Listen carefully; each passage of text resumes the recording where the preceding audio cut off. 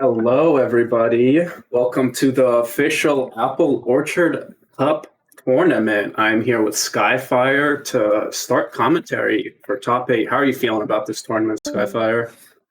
Honestly, a lot of uncertainty. I guess it's just new season sort of stuff, but I'm looking forward to see I don't know, there's like a lot of things I researched about the new meta in general, and this is like one of the first few season 2 tourneys that I've seen. So, I'm actually like curious about how players are going to play differently compared to last season and like who's actually going to be more successful compared to the last time.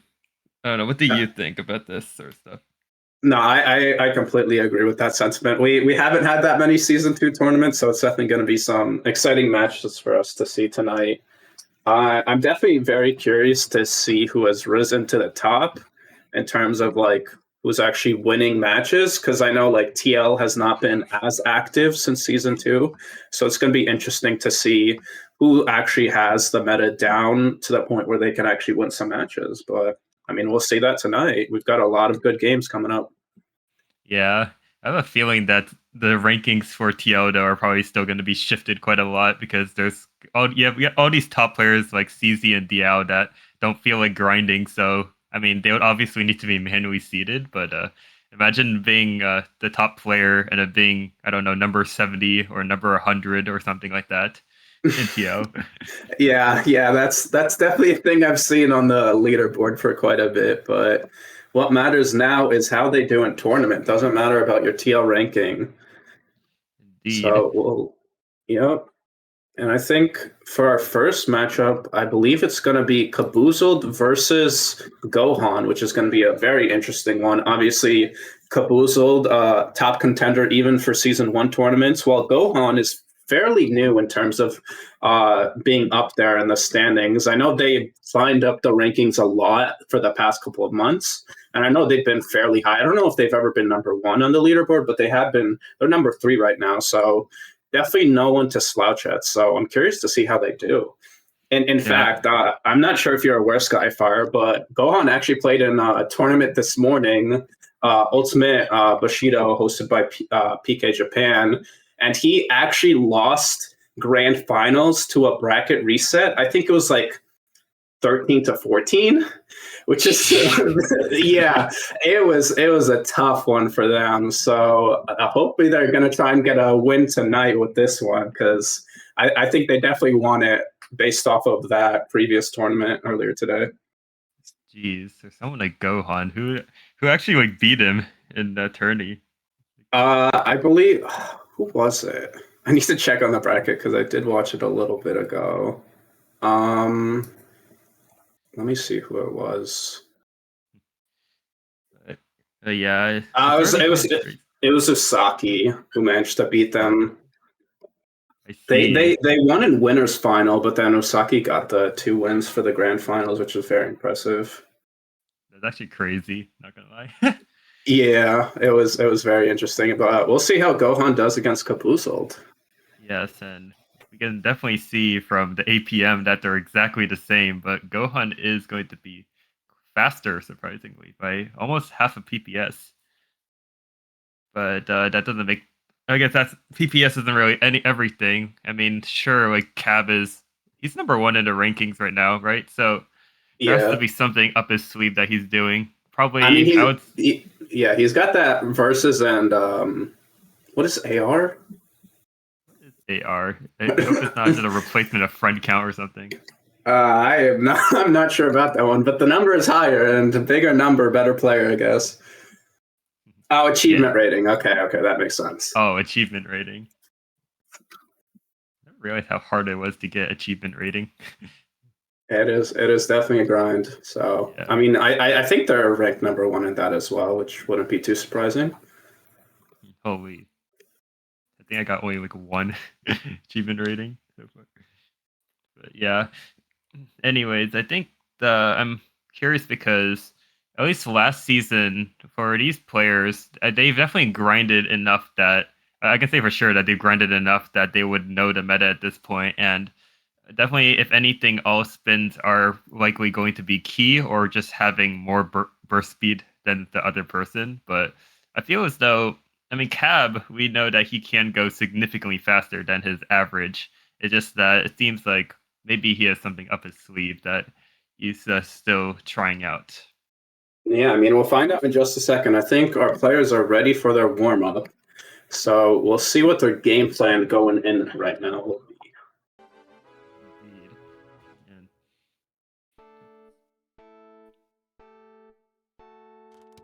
now, looks like we find. I was about to say identical openers, but Gohan is That's a unique one. I don't know if that was a misshop or not, but I mean, they seem to be doing just fine. Kabuzo, though, with a massive spike, yeah. Cap would have ended in a multiplier. That would have been crazy.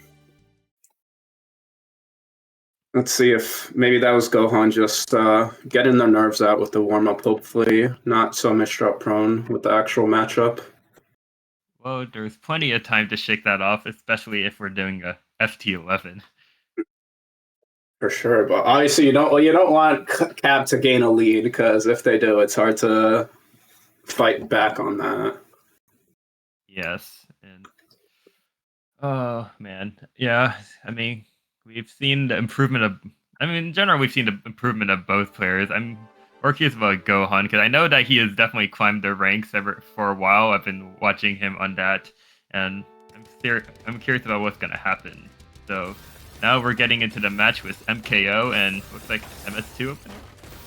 And Cap is already at the top of the board with a bit of a misdrop, but I think both players aren't quite ready to get good attack going.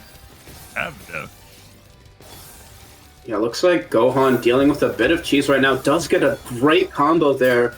Kabuzo looking to cancel all of it. Does a nice job there. Makes it down to the bottom. And now Gohan again with a lot of cheese. I think Kabuzo is just like managing to time these combos well to cheese up Gohan so they can't build up this back-to-back. Certainly. And we're starting to see a bit of surge from both players, actually. I think Gohan is going to be the first to break in. Cav is going to go along with it, making sure to cancel the cheese, but overall, it seems to have a better board state. Like, look at that clean well in the middle. It's perfect time for 7-2 LST, and we see an unfortunate misdrop by Gohan as Cab takes the first point. Yeah, I mean, it looks like Cab is just timing very nicely with these cheese sends, making sure Gohan can't build up any surge too strong at this point. We'll see if Gohan's able to adapt at this point, but again, this is still the second round.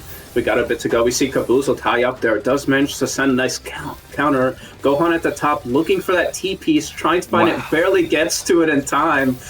Still surviving, but now minus 10 surge here, trying to burst their way down. Kabuzo's forced to break it there, giving Gohan another chance to survive. Jesus. Can we talk about that survival at the top, though? He was literally on, like, line 17, and he's, like, just canceling everything.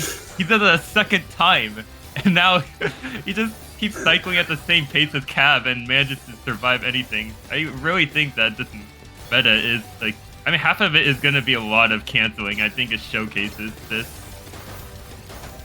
Yeah, we can see Kabuzo building up that surge now. Gohan's really far behind, needs to find a massive down stack here, not able to do it. Yeah, like you said, that down stack's key, or you're just going to get 260 APM after 1 minute set your way. Yes, and it's very interesting because at least what I've seen so far, it's like all the principles from season 1, like for example being vulnerable, doing back-to-back down stacking, they all still apply, but they're just used in very different ways, and fundamentals just seem a lot more key in this meta, especially if you are having trouble with upstacking. It's sort of a big disadvantage. Yeah, absolutely. And we saw that quick round by Gohan. Fundamentals were important. Kabuzo making a minor misdrop and Gohan capitalizing. But getting into this round right now, we see Kabuzo's the one looking pretty with a huge attack ready, and Gohan has so much cheese with misdrops on top of that, letting Kabuzo take another round, keeping that 2-point lead. Cap is really getting that momentum going. It's kind of crazy. Well, I suppose it's the first couple of rounds. Gohan's starting to get a 20 spike. I do think that these spikes are just generally... I think it just feels like it's definitely more inflated, like, because you see a 20 spike in Season 1 and you think that it's the end of the world, but then when you see a 20 spike here, I mean, given how the combo table works now with canceling, just canceling in general just means you need a 30 spike just to make something equivalent. Kind of crazy. Yeah, I mean, the all spins definitely help inflate things, get that bonus up as well. Oh my god. See right now, Gohan struggling at the top, cannot make that down stack, giving Kabuzo another point. They're just playing so aggressively right now, not giving Gohan any room. Endless spikes from Cab, and we're just constantly seeing, oh, big misdraw from Cab. Gonna skim on top. Can he cycle in time for the T-piece? Does not get to it in time. That's a good... Both of Gohan's win is from Kabuzo misdropping at the start there. I mean, it's a hard win con to keep going, but if it's working, it's working. Yes, and I do wonder what Gohan's strategy is going to be for this case, other than, well, playing it as best you can. Gonna try going for the fractal, is forced to tank some cheese. Gonna have to break surge, but finds a massive 25 spike. A Cab suddenly has his own counter spike. 28 spike with a huge well with a 6-3 stack, and the exchange is just absurd. Yeah, that was a beautiful combo by Gohan to be able to survive, but I think Kabuzo was just building up Surge in the meantime, managed to send a huge spike after. I mean, that's the power of Surge there. When your opponent's in a tough position, you can just keep building it up until you're ready to kill with it, and Kabuzo doing very nicely with that, but in the meantime, we have Gohan building up this Surge here. Might not be able to keep it for long, yet forced to break it as they're sitting at the top here. Both players not in the cleanest of positions, just trying to start building up that Surge here. And it's fairly even right now. Wow. Big 23 spike, another spike afterwards. Throws Cab off guard with that Surge. I think people are still trying to figure out how to actually use Surge correctly, because before it was very predictable of when you could stay at the top of your board, because there's just no other factors. There's no Surge that someone could just suddenly unleash out of nowhere. But with Surge, you don't know when your opponent's gonna send it unless like you see that their board is broken or something. But realistically, people can send it any time. So if you just send it while they're building up an attack, then they're just screwed. And I'm curious to see how players are going to take advantage of something like that in the future. Yeah, it's definitely a timing battle, because even if you're in a good position, if you just don't have the right piece in queue and not ready for that Surge, you might just be dead just from timing based. But on both sides. Timing might not matter here. Yeah, Kabuzo again misdropping, sitting at the top there. Gohan didn't even need to send their Surge at that point. And looks like Kabuzo's just losing. I think 3 of their 4 losses have just been to misdrops in the opener phase. So they need to get those handled if they want to try and get these rounds. Because these openers are just super APM heavy at this point. And just one mistake is killer. Yes. Especially with all the cheese that ended up on Cab's board. Like, definitely something to watch out for. The person that tends to lose is the person that has the cheese on their board. And Gohan is the one with the cheese. I wonder if Cab is able to capitalize on it. He's trying to do more back-to-back, trying to find more options to be able to keep that Surge, but unfortunately has to break it as Gohan just keeps on pressuring. 240 APM. Cab still, even under all this pressure, is still finding these L-spins like his life depends on it. And they do matter so much. And suddenly Gohan is at the top of the board, and Cab manages to make a recovery from all of that. Yeah, that was a very good shift by Kabuzo. They were definitely on the back end for most of that round and managed to reverse it onto Gohan when they weren't ready to see it. And yeah, Kabuzo still maintaining this lead. And Gohan with these misdrops at the beginning of the round. Quick round for Kabuzo. Now only needs 3 more to win this. Gohan starting to drop down a bit here now. 4 points behind. Needs to start getting some wins. Yeah, it's definitely quite an uphill battle because Cab's like general proficiency with. I think the main thing to notice is Cab's overall proficiency with all spins and knowing when to send cheese. Like, I think Gohan might have had like the soft drop thing where like it kept holding their soft drop even if they let go, and that caused them to misdrop twice. Which you do not want this when you have only 2 games now of wiggle room. Yeah, this is truly a pay-to-win game. I mean, doesn't matter. Gohan gets another one here. Needs to win. so many more just to make sure it's not deuce. Yes.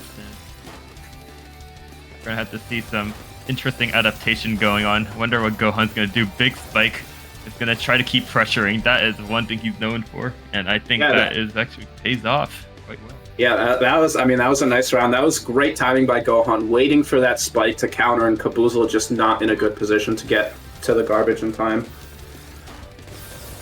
Yes. Yeah, Gohan is starting to definitely at least... I mean, he's going to have to tank the garbage to begin with. Well, he also has to fix that misdrop, but it doesn't seem extraordinarily detrimental in a moment. Definitely a good time for him to start building Surge. But he has to avoid not getting cheese, especially with all the garbage Cab has. Gets the All-Spin, has to waste the eyepiece. Still at the top, he's fighting for his life right now. He can't just keep infinite down stack. He needs to start building up the Surge too, because now Gohan is the first one to break it. And Cab is trying to punish by breaking his own, trying to send that cheese, but gets canceled immediately.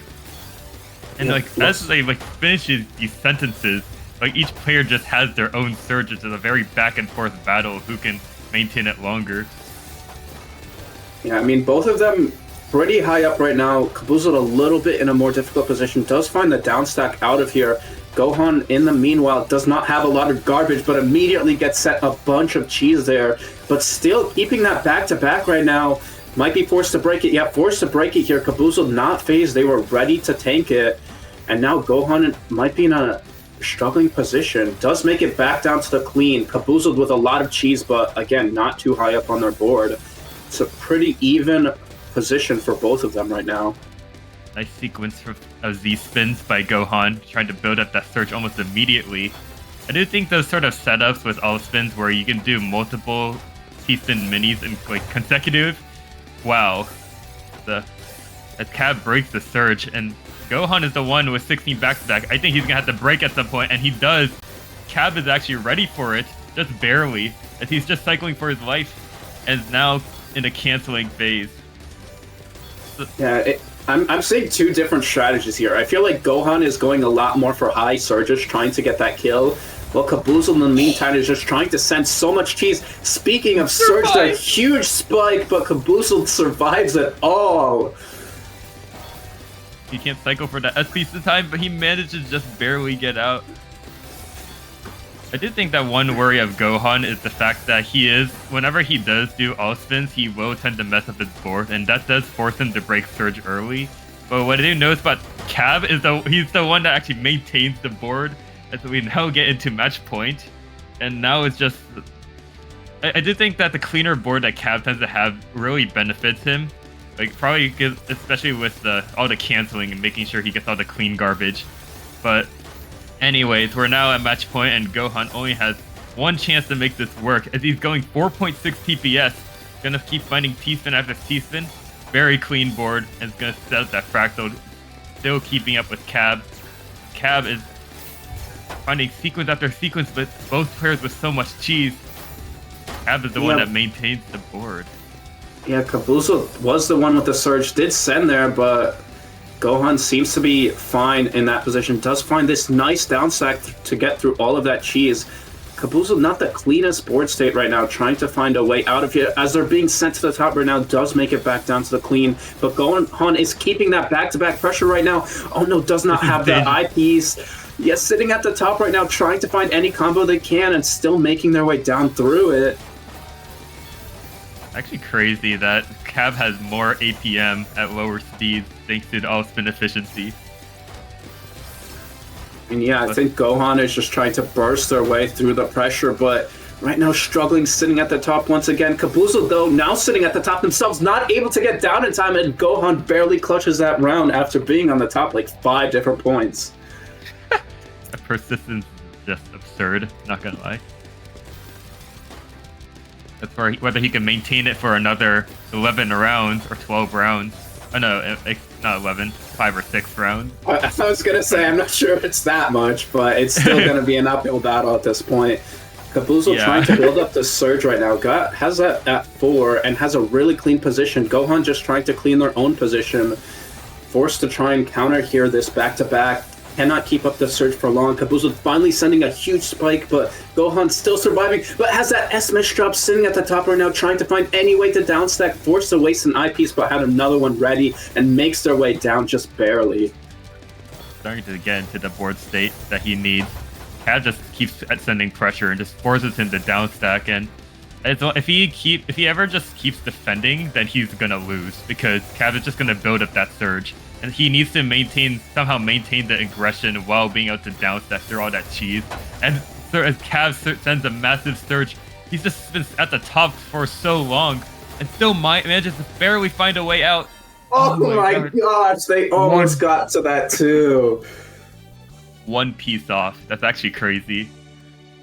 I mean, yeah, that was an amazing performance by Gohan. They were in downstack mode for so long that game, unfortunately not able to pull through. And with that, Caboozled moves on to, I believe, is it Winners Finals? I think it might be. Let me check the bracket here.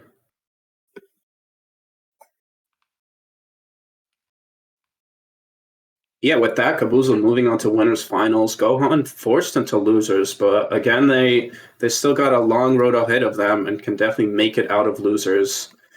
But with that now over, I think our next matchup is going to be Vince versus Shark, which is going to be a good one.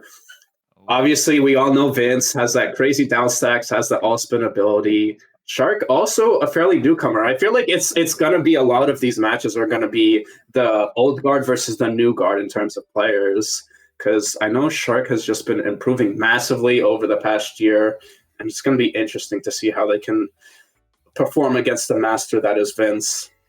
Yeah, you mean the perma-zoomers, right? Yeah. I mean, yeah, I mean, they're all Zoomers. Yeah. To be fair, but it's different levels of Zoomers, I guess you can say. Yes, the old generation and a newer generation, and just you wait until we have a generation after that. Give it another couple of years, and we're gonna see players. I mean, we're nearing the phase where there's Gen Alpha players that are just dominating. Obviously, we have like Wessel and Sake Gohan, who are both like barely on the cutoff, I think, for Gen Alpha. So I am not looking forward to the next phase of players if we've got those two already dominating the scene.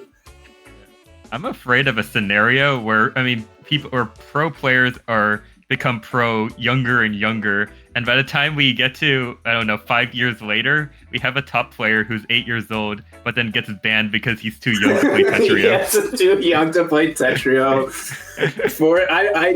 I mean, I guess they could just be a TC main. That's so true. Actually, yeah, that would be kind of that would be nuts. Like, imagine needing to wait 5 years just to play Tetrio, just to prove that you're number one. Need permission from the parents. Oh my. That'd be funny. But yeah. Looks like we got both players in the room. I think they're just looking for a warm-up here. And I mean, we're about to see how this matchup goes. Indeed.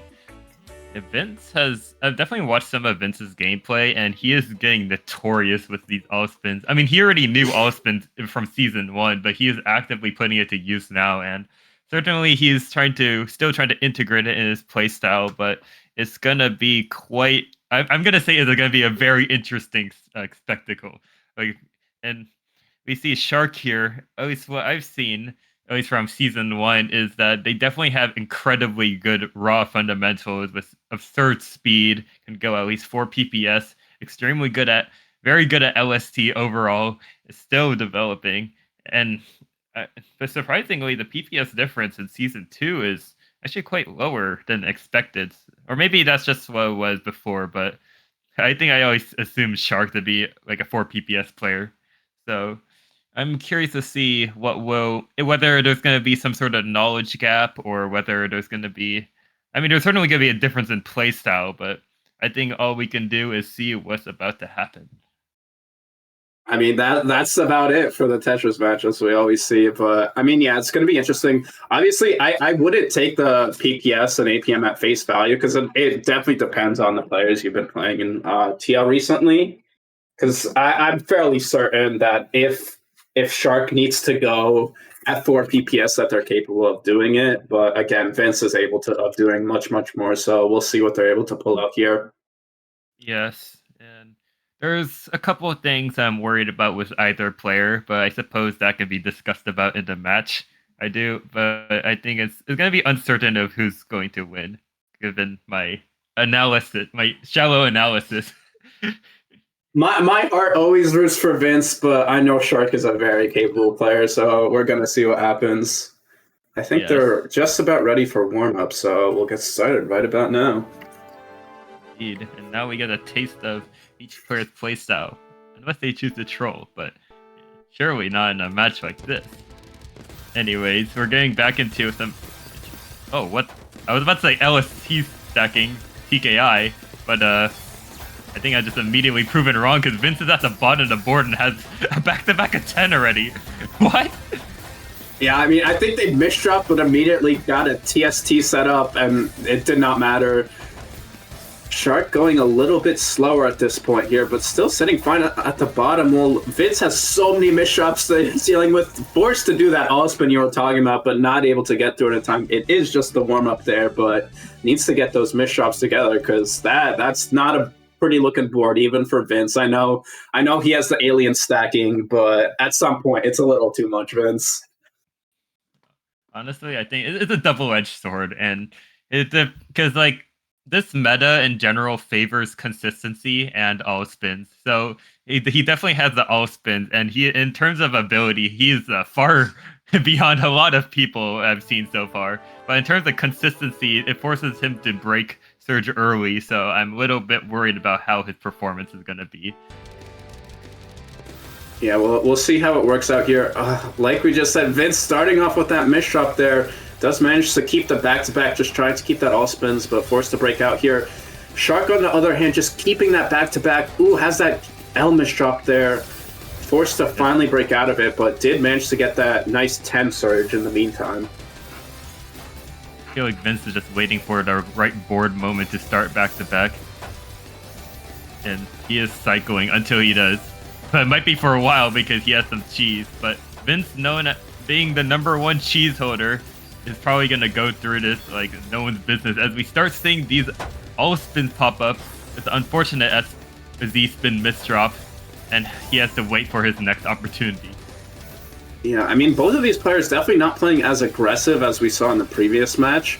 I think they're definitely timing a bit more here, just waiting for what each other is going to do. But right now, Shark's the one forced to try and downstack here as Vince starting to pile on that pressure, but does get a nice combo out of here. And now Vince is the one dealing with a lot of cheese. I feel like it's just been a lot of cheese back and forth at this point here. Both fighting to keep it low on the board, and they do manage to make it now. Shark the one with some nice surge, trying to keep it going, forced to break out of it immediately as Vince sends a spike. Vince really gambling to get that eyepiece for the T-spin. Imagine to end up getting some cheese on the board, but just like, just disappears. And Vince, with a backpack at 12, manages to they're just both canceled out immediately. Crazy. Yeah, Vince just using so much all-spin knowledge for just basic T-spin setups. Has that T misdrop at the top, forced to try and combo, again has another misdrop there, still barely surviving at the top, and Shark finally able to get the killing blow, just trying to send any attack they can to get Vince out, and they do manage to get the first round with that. Yes. The moment you stop applying constant pressure, that's a moment where it's like a great opportunity to start upstacking. But Shark here is immediately going to go on that offense, going to take that extra point. I think before Vince starts to catch on, he needs to get as much as the lead as possible. Certainly, he does have one. Begins with Viv mountain stacking at the relatively clean board. Probably going to try to skim through this as he opens up the board. But Vince, like I look away, he already has a back-to-back of 10 with all spin. Crazy. I mean, yeah, you look away for 1 second and Vince is ready, but when we say that, forced to break out of it as they get sent to the top here, I feel like Vince is just focusing more on the all spins than the wins. Come on, Vince, you gotta pull it together here. But I mean, right now they're sitting nice and pretty at the bottom. Shark dealing with a lot of cheese here. bursts their way down with a nice down stack. In the meantime, What Vince is doing some crazy all spins. What was that? Maintaining that back-to-back 11 at this point here. Might be forced to break it here. Oh my god. Yeah, finally does nearly die before they can pull it off, but Shark now forced in a huge down stack as Shark they get is about sent to that die. spike. Yeah, not able to survive that. That was some crazy all spins. Jesus. Yeah, I think it's a general principle of how usually when you make T-spins, people tell you, okay, just try not to mess up the board. Don't go for T-spins that destroy your board. It's the same exact principle. Like the T-spin is an all spin. It's just that there's like 6 more things that we have to learn. Well, okay, never mind. 5 more excluding O-spin. Excuse me. But I think the principle still applies here, where you should probably go for all spins that will cater towards your board. And I think Vince definitely needs a little bit more of experience on that. Maybe he'll shift his gameplay. But he's definitely on the right track in terms of how he uses the all spin to start out with. I feel like for Vince, they could just do anything and get away with it, to be honest. They just, fundamentals don't apply to them when they have the Swamp Water world record and do some crazy stuff in that, so they're cracked. Yeah. But right now, they're struggling here. Forced to try and cancel here. Does get a nice mini attack there, but Shark immediately able to counter it. Both of them sitting at the bottom of their board now. Very nice defense from, actually, or just like counter defense from the Shark here, just constantly applying that pressure, making sure that Vince can't even get started. And he now has the back-to-back. The patience has now worn down with the back-to-back of 14, and wonder what Vince is going to do to try to deal with that. Keeps racking up. Yeah, Shark's just 20. timing. They're not sending. They're just building it up and up, waiting for the perfect moment. Vince is, I feel like Vince is terrified right now, seeing that massive minus 27 on their board, just waiting here. Shark might be finally forced to break it. 36, like, and he survived. Wait, did he survive? He survives easily, to be honest. Vince was ready for it. He was just waiting and waiting and waiting, and finally managed to do a great counter. Shark was like, that did nothing, and then it was just like back to even for both of these players. Oh my god, in fact, I don't know about even. And Vince is the one with the 31. I don't even know if they had that much of a surge with that. It just managed just to kill, tying it right back up. Yeah, it's so absurd with power stacking with surge is just, it's not broken, but it's just a huge amount of damage that's like almost incomprehensible. Yeah, it's a very tough position when you're down that much, but I mean, Vince didn't care, managed to get their own counter spike, takes the win. And now it looks like Vince getting spiked up once again this round here. Does find a combo here. Shark trying to build up that surge once again here. Gets it up to 5. Vince doing fine just on their own, has their own surge starting to be built up as Shark is forced to break their own. Does have that nice 180 into a huge 32 combo. Vince forced to break out of their own surge. Yes, but Vince was ready to tank it. He was totally ready for it, which is crazy. Vince is always ready, apparently. Yes. It's pretty interesting because, like, oh, well, actually, before I even mention what I was going to mention, he's already at the top of the board. Yeah, I think he had a mistrap while he was trying to do an all spin, forced to break out of it. Got a lot of cheese, but sitting right back at the bottom. Shark, on the other hand, had that surge built up, gets a nice spike there, sending Vince to top. Vince barely surviving with the perfect IPs. Yeah, but Shark misdropping. We got a down stack, and oh my god, that's crazy. Barely get the time. Misdrops doesn't matter when Vince is just struggling at the top there, can't get through it. Yeah. I think that one thing that helps with Vince is, like, I mean, we see all these crazy spins and how he destroys his board, but it's because he knows the limitations of his board that he can get away with all that. And he's just always finding that, like, he, like, knows when it goes too far and it goes backtracking like that. That's what makes him so defensively strong, even though he makes so many misdrops. Yeah, he's just a perfect player. But pressure. Speaking of misdrops, I mean, sometimes it's a little too much. Shark got the perfect well there to send a huge spike. Vince misdropping and not ready to counter it. All spins versus consistency. Who's going to win? Okay. Pretty sure that with all spins, you can definitely double the speed of someone. In terms of back-to-back building, you can double the speed of someone who's just only doing T-spins, probably. At the very least. Shark had Oh my a God, huge combo there with a like mini 4 wide, sent a 36 spike. Vince was cheesed up, but Vince immediately counters with massive cheese of their own. And Shark's not the one that's the cheese world record holder, not able to counter that with a nice down stack like Vince would do. That's absurd. Like, you'd think that sending cheese to Vince in that situation would be beneficial, but it just ended up being sent back, and then Shark was just so confused on what to do that he just, I don't know, he suffered the consequences. But speaking of cheese, we get to see a lot more with, it's just like, there was just like 6 lines of cheese at the very least, all at once from that surge. Well, Vince gets through it like so quickly. It's gone in a matter of seconds. They have no garbage on this board at this point, with a huge surge build up ready as well. Still going with that TP, tries to go for the TST, and not. He had that 16 surge, not able to clear a line without doing an all spin, and died because of it. That's so dumb, and it's so unfortunate he missed drop too. If he would have gotten away with that. I don't know if I've seen someone die because they cannot clear a line to break their surge. That is very unfortunate. Yeah, I actually see it more often than I'd expect, especially against players who, I mean, Vince isn't a player that focuses solely on just doing T-spins, obviously not, but it's sort of like, if you're anticipating a piece to come in, well, if it's just too far away, then it's just not worth going for half the time. And so you have to find another alt spin to do, or set one up early beforehand. Oh my goodness. The Shark with that crazy survival at the top there. But Shark's still alive here. They were sitting at the top, still sitting at the top, basically. Finally makes their way down. Vince, that surge did not matter to Shark, apparently. Finds the way down. Now Vince is the one in the hot seat right now, getting sent a huge amount here. Shark's trying to build that surge up.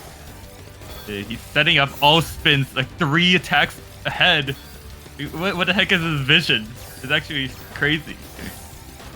They're still maintaining it. Vince with a huge spike, forcing Shark to finally break out of this here. Apparently it is.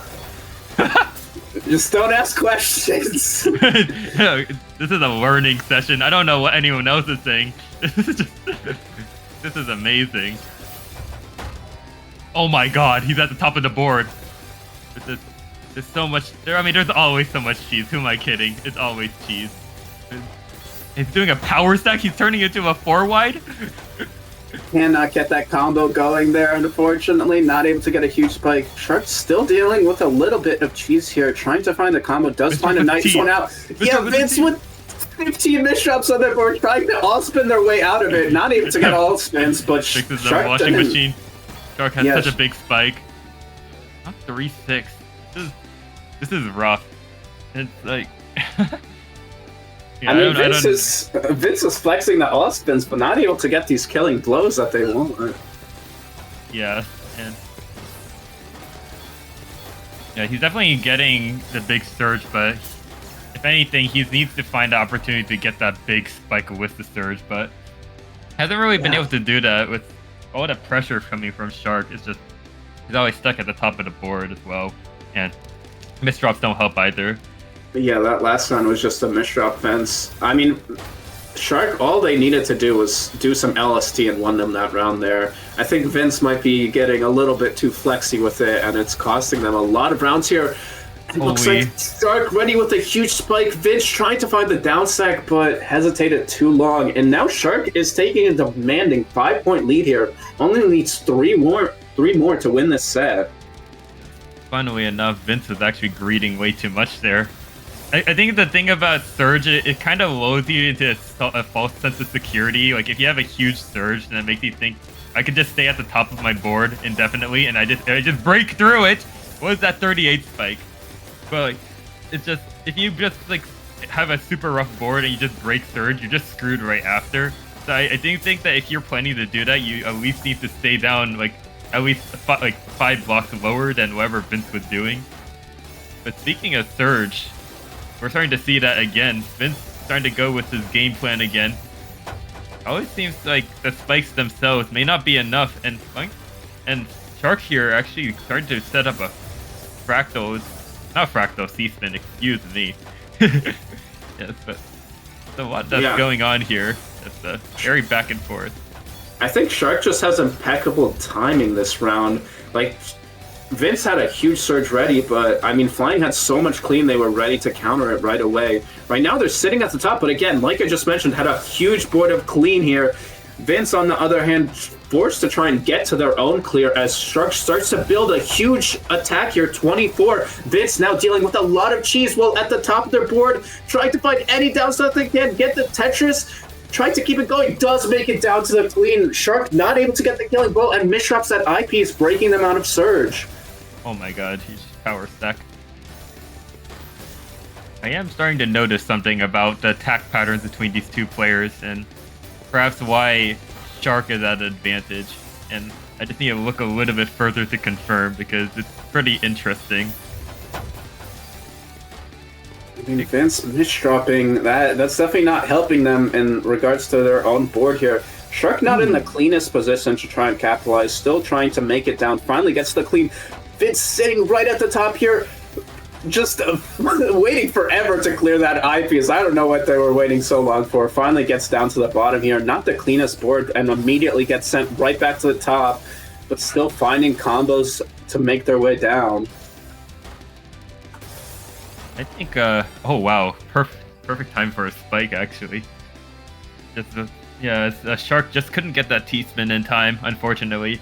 But I do think that Vince, if, like, what I'm thinking is true, Vince is gonna need to change up his attacks. I think right now he's hyper-focusing just too much on trying to build the big surge. And if he can't do that, then he needs to find another win condition. Like, we can definitely see from Shark's gameplay, like, he often doesn't build up huge surge. He always builds a power stack and breaks at like 6 or 8 surge.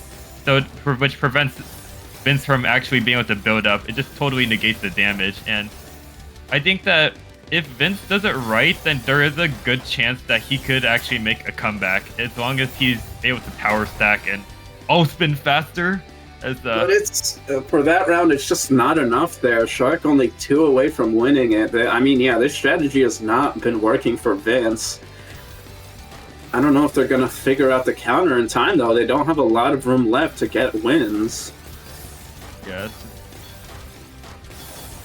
Looks like they're starting to time a little bit here. Yes. Forced to break out of surge, but still sitting at the top. A humongous clean stack that... God. It looks like Shark trying to clean up their board, trying to look for attack, but not able to. Forced to break out of that surge. Vince misdropping at the top again. Yeah, has a lot of cheese, making that through. Misdropping that L piece. Not in a great position, trying to find the down stack as Shark continues to build their surge up once again. Forcing Shark to break surge. Now Vince taking his own surge does not do anything, as Shark just continues to keep canceling and canceling over and over again. And that defense is just so hard to break. And those huge power stacks they making doesn't help either. It just, well, it helps Shark, but doesn't help Vince, if anything. Oh my god, he tries to get the T-spin. Too greedy.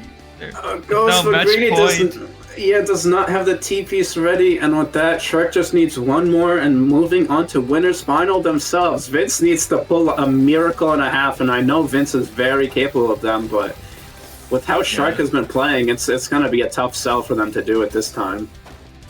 Yeah, then he has to believe in the change, and knowing that what he's doing is likely not working, he's going to have to definitely figure out a way to take that risk, especially when it's match point. Like, no one wants to take that risk at match point, but unfortunately, a massive spike from Shark, and we see 11-4. Shark takes the victory. Yeah, not able to get to that T-spin in time, and it cost Vince. Just got ruthlessly, I would say, basically slaughtered. I mean, Shark played so well there. Vince not able to figure out any win condition to get that many wins. And now with that, we're seeing Vince moving on to losers. We have Caboozled and Shark, who are the ones sitting nice and pretty in winners finals. But for now, we're going to move on to losers bracket to see what's going on over there. I will say that it does sound kind of stupid in thinking of losers bracket, and then you see players like Vince and all the top players there that are in losers bracket just fighting it out. It's just a Yeah, funny. it's tough if you're trying to get through your losers match and you see your next opponent in Vince. Well, you're like, okay, well, this is not going to be a fun night. Yes, but I do think that we might start seeing that more and more often. Yeah, but looking at this loser bracket here, I believe, let's see, our next matchup is going to be Amber Doodle versus Lunchly, which is certainly a username I wasn't expecting to see about 3 months ago, but here we are. Oh my god, Ellie, I swear to god. Amazing name. But anyways, we're now going to see Amber Doodle versus Lunchly, and we can see definitely, I mean, their APM is actually quite similar. It looks like Amber Doodle has a little bit more versus. I'm actually unsure of what's going to happen in this match because I haven't really seen enough of their playstyle.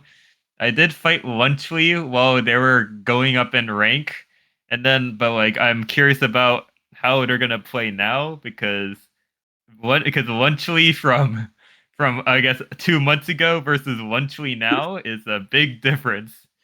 Yeah, you can see they've gained the ability Mold Core, while Amber Doodle has SDBC protocol. We'll see which one is able to counter the other. It's going to be an interesting one for sure. Yes, it's based off their profile pictures. It's Supreme versus Prime. Definitely not something I was ready for tonight, but we're about to see it. Looks like both of these players are ready for their warm up, so let's get it started. Oh yeah, one thing before we actually do start this matchup, I do want to give a shout out to the prize pool for ads donating $100. We're now sitting at $668.07. If people are not aware, Promo is going to do an ASMR video for $1,000. So if you want to see that, make sure you donate some cash because we're starting to get there. Oh. But with that, I think we're ready to get started with this warm up. Can someone donate $350? Thanks. Yeah, anyone got some spare change? Anyone a little bit rich? We'd love to see that video. Yes. Anyways, we're getting now into warm up, and we get to see what Lunchly is going to represent, and if Supreme is better. Yeah, well, we'll find out in just a second here. The identical. Oh, what is continuation? Amber starting with these PCs, getting the loop off. We'll see Lunchly is just unfazed here. A fairy can? Wow, huge spike. I take back unfazed there. Just managing to get a huge win with a nice fast warm up there. I blinked and it happened, and I didn't even get to see the full spike. That's actually crazy. That's how it goes. You look away at one opponent and the other opponent has a 50 spike ready the next 3 seconds. I'm afraid. That's all I will say. But this is gonna be a good match, I will say. They're all good matchups, to be fair. If you can make top 8 in a tournament, you're a pretty good player, I would say. Lunchly here. Choosing, oh my, 4.8. Greeting that T-spin a little bit too much at the top. Amber ready to take over and get that quick first win. The only reason why Amber is lower speed is because he's just not burst. He's just pausing, but the burst speed is still there. Yeah, Amber's definitely a very timing player. So and so far they're working nicely to get that first win, but right now they're dealing with so much cheese at this point, trying to find any downsec they can, while Lunchly is just going this aggressive 4.3 PPS route, trying to find these all spins to build up that back-to-back. Lunchly's doing a very good job canceling. They will tank the clean and then they will cancel the cheese and send it all the way back. Like that +1 from, I guess, the new Tetrio update in general, when you defend and cancel, you get the +1 attack and just sends back that cheese. And it's just a really tough situation to be in if your opponent just keeps canceling properly, and you just keep the cheese that you send plus the cheese that your opponent sends, it just gets magnified. It's like a feedback loop. Yeah, absolutely. And it leaves Amber in a state where they're constantly being cheesed, they're constantly being forced to downstack, and because of that, they're not able to build their own surge here. Does get some clean, but right away gets some cheese to follow it up. But Lunchley looks like too many misdrops. They decide to top out themselves. I don't think they were necessarily going to lose there. I think Lunchley molded too quickly. Yeah, the mold took over there. Could not recover from it.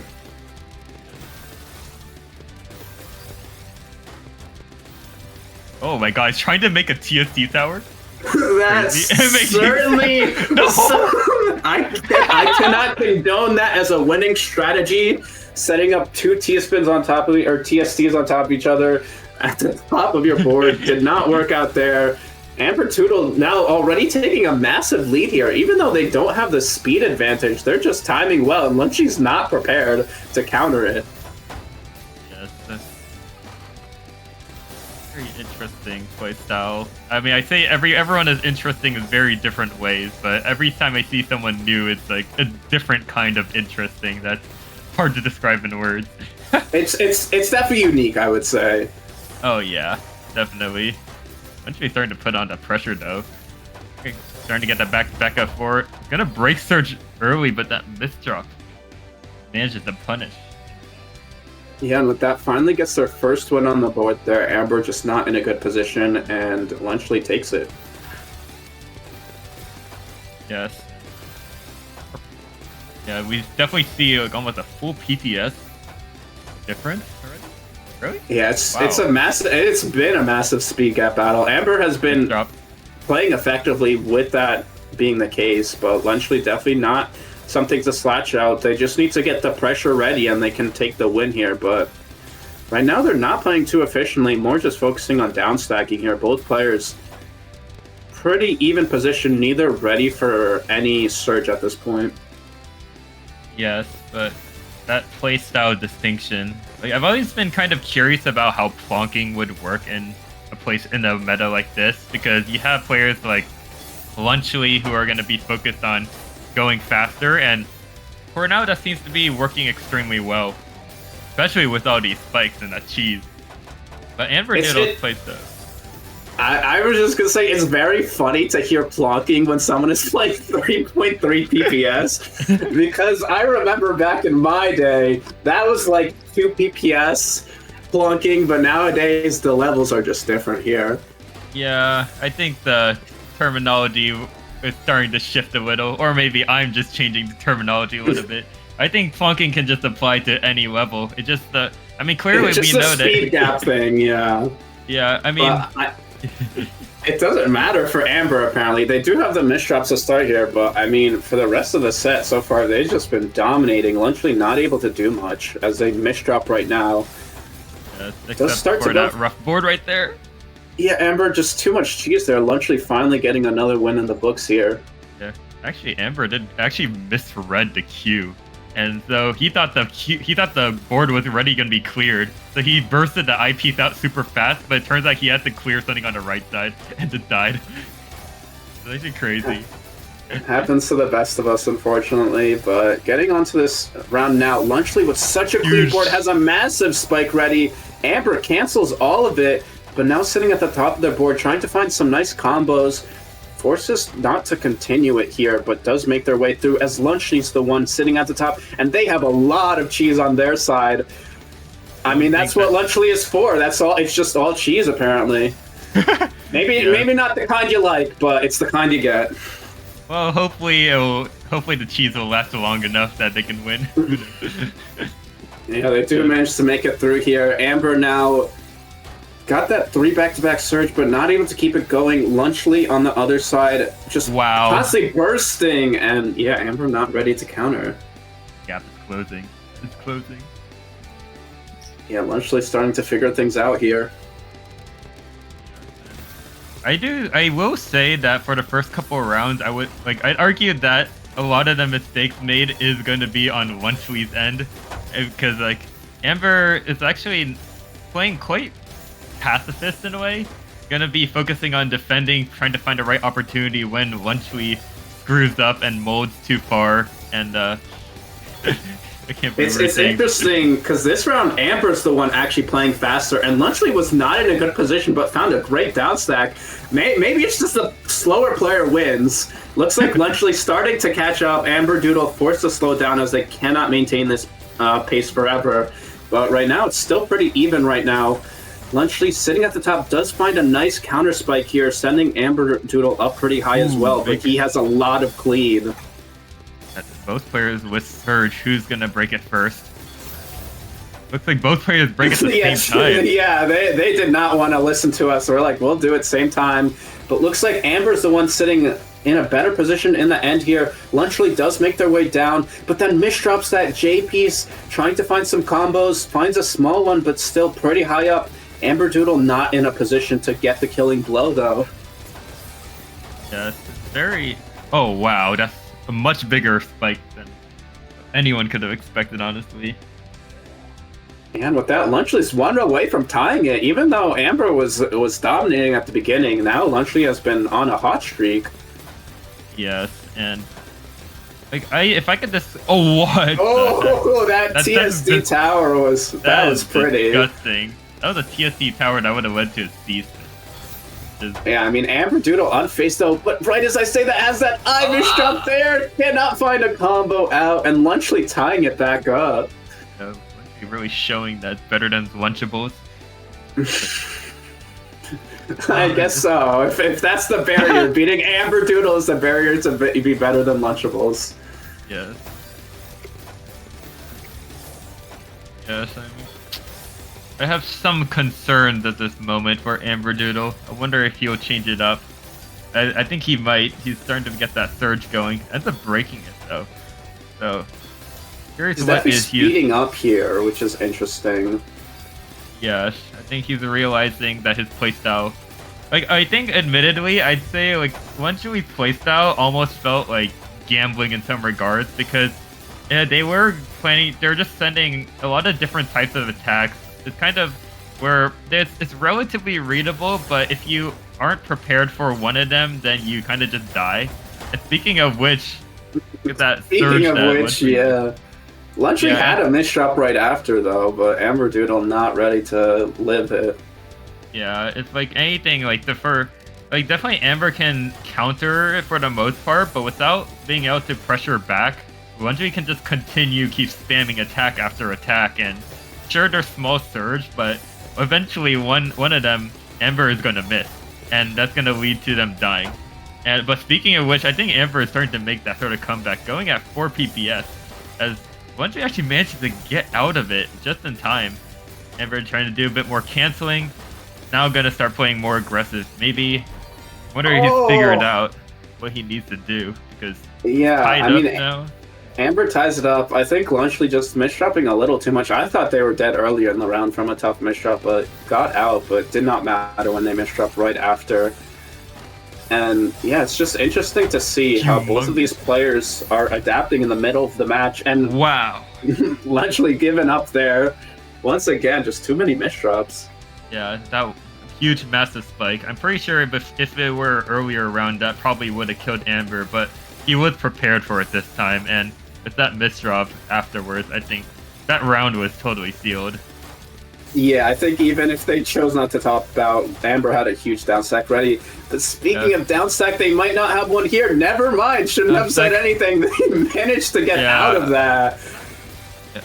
Honestly, I think you're not dead, they're not dead until they're actually dead, like, statement is so much more prominent in Season 2, because you can be at the, like, due to canceling garbage is just so much better compared to Season 1, that you just have to keep pressuring. You can't stop. If you do it for a little bit, they will get out. Yeah, absolutely. I remember hearing this phrase a long time ago by OPM, and it was something like, if you always have a chance of survival, even if you don't, you do. So you gotta keep it fighting. And I mean, they managed to do so here, and now they're both in a pretty even position. Amberdoodle building up that back-to-back here. It has that surge going, might be forced to break out of it in a second as they're pretty high up. But Lunchley also getting some of their own here, forced to break out. Lunchley. Yeah, I'm not able to get through it. Amber nicely done there with that surge timing. And once again, regaining this lead. We were worried for them for a second, but they're figuring it out here. Yes, this whole matchup with the FT11, there was a lot of time for adaptation, as Lunchly actually manages a tank trying to do a C-spin into Tetris, now has that 5 surge that they tried to break early, tried to finishing up Amber Doodle, which might actually work. Looks like does not. Yeah, Amber Doodle finding a nice down stack. Yeah, Lunchly now dealing with a lot of cheese here. Yes. Perhaps, oh, whoa, that IP. Okay, but that got fixed immediately. I will say that maybe at this point of the match, we will need to start seeing larger surges, because both players... Well, I say that, but I think in that situation, that's different. That's the... This is... I mean, yeah, if you just get a 24 spike while Amber's sitting at the top, maybe that's another win condition. Perhaps. Getting awfully close. These players are different play styles. Well, are now like, I mean, they're just like countering each other as the rounds go, and they're trying to one up each other. And I guess there's the nerves that come in as well, and it's very difficult to focus. But you just gotta persist. That's what a tournament is. It's proving, it's showcasing your skill, and you're playing. You're not playing like not to lose. You're playing to win. It's as simple as that. Yeah, it's when you've got the nerves up and you're in the mindset of just trying to survive, you can't get kills. And I mean, both of these players are kind of just doing that right now, not setting too much pressure. Amber Doodle trying to build up that surge now, does get something going here. Lunchly still down stacking, but now at a surge deficit at this point. As Amber breaks it, gets the spike to kill. Amber now only 2 away from winning this set. That is a great sequence from Amber. A lot of good timing with canceling. Man, I mean, unfortunate misdrop, but that didn't matter after the STSD, because he did manage to get it off. And now we see a 2-point lead, which can certainly be closed, but definitely whoever has the mindset to focus and be more aggressive is likely going to be the winner.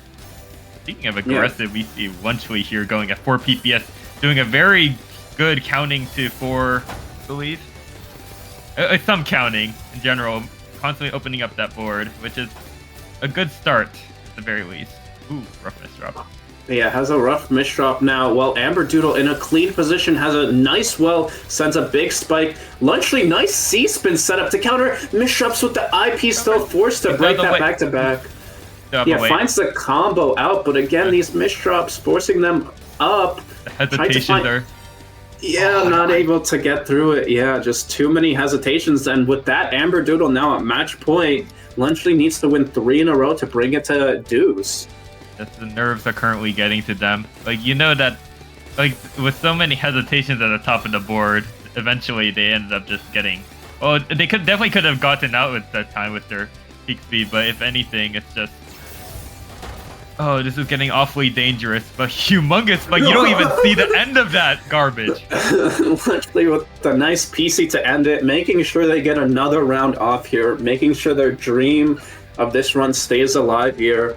Amber Doodle not able to survive, but another round here, another chance. Yeah, this is Lunchly's final chance to reign supreme. Certainly is. Oh, but those misdrops! Oh my god, the misdrops... I think they can fix it in time.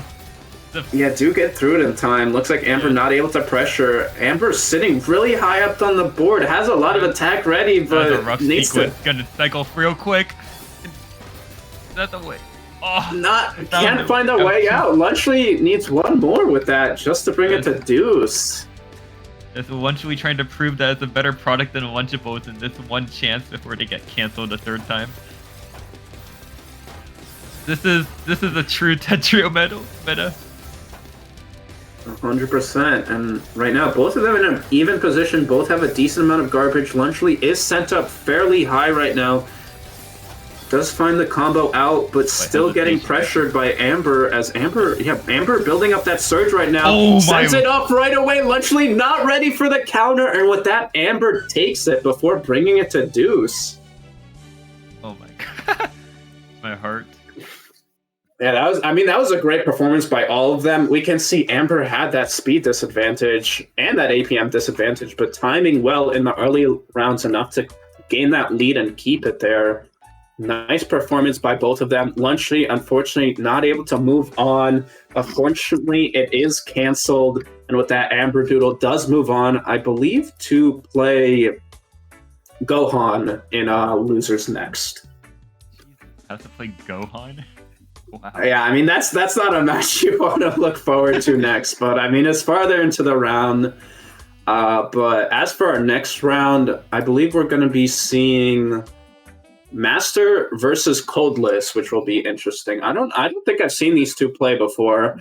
I think Coldless is the one that is stronger going forward into this, but I know Master has obviously that speed and is capable of pushing through. So we're going to see if they're able to pull through and get a win here. Yes, I'm like, I don't want to make assumptions because a lot of these players could easily have changed their play style by the time season 2 has come out. So I'm kind of curious about like what carries over in this case. I mean, Master, we know that he definitely was like, was he world record holder for sprint before at least once? He held world record for 1 week on Textro before 4 Demons stole it from him. But yes, He did have world record at one point for sprint. Okay, so that still counts. But yeah, I'm curious about when things are going to. Yeah, I don't know. I don't really have any words. There's like I don't know enough about these players to really make a good judgment. I mean, I have seen Masters gameplay in season 1, but not recently. And Coldless, not fully. I haven't actually seen. I've seen that name in TL, but I also don't really know how they will play. So, well, I guess that's a lot. It's like sort of like a mystery box. You don't know what you're gonna get. I mean, if people aren't aware, Coldless is actually brothers with Shark. So obviously has a lot of yes. If people do not know this, they are brothers. So they're pretty good players, both of them, and have great training experience against each other. So Coldless definitely no slouch. We'll see how they do here. Both of these players are looks like they're ready for warm up. I do just want to do one more prize pool shout out. Thanks for Davo for the $5 donation. Now we're at $673 again. If you want to donate, we have a $1,000 incentive for promo to do an ASMR video, so we'd love to see those donations come in. But I think with that, we're ready to get this warm-up started. Yes. Imagine a world when like another game like League of Legends where it's just like, oh yeah, if you donate $10,000, then I will do an ASMR video says the #1 player or something. I mean, maybe it happens. I don't pay attention to the scene, so who knows? But okay, that was a very fast warm up. I don't know what happened there. But Master takes it, I guess. I hope that was enough warm up for both of them. Surely. I mean, it's enough pieces to place down in a sprint and reset. So it must be. I mean, I guess so. Yeah. I mean, it wasn't very long, but I mean, it doesn't matter at this point. Warm up is over, and hopefully both of these players are ready. Yeah, they'll warm up during the match. It's kind of like doing your homework when you have to turn it in. No, yeah, I've definitely done that. Have like an hour to finish a presentation before I need to present. That's always a fun experience. So true. It looks like we're starting to get into some nice openers to start off with. Bit of a rough board from Master. I guess but Coldless maybe needed a little bit more warm-up. I mean, Coldless also struggling. They were sitting at the top, barely survived, but again have a lot of cheese here. Not particularly going too fast, and Master takes a quick one right there. I guess they're not warmed up with that 10-second round. Not enough for them, potentially. Yes, but kind of curious that if they are brothers, I wonder what knowledge has been transferred, you know? I wonder if like the playstyle is going to be very similar as a result, or whether Coldless is going to have a more distinct playstyle. I wonder if like Shark is sitting over their shoulder right now, like screen watching for them, just telling them what to do. Just like coaching. That would be quite funny, but I mean, there's no way of really knowing unless they end up playing each other. Actually, that would be really funny if that happened. I know they've played against each other, I believe, in the Lactive Cup recently, maybe like a week or two ago. So they've definitely matched up before, and it's been interesting to see. Oh my god, he's trying to get that spin in.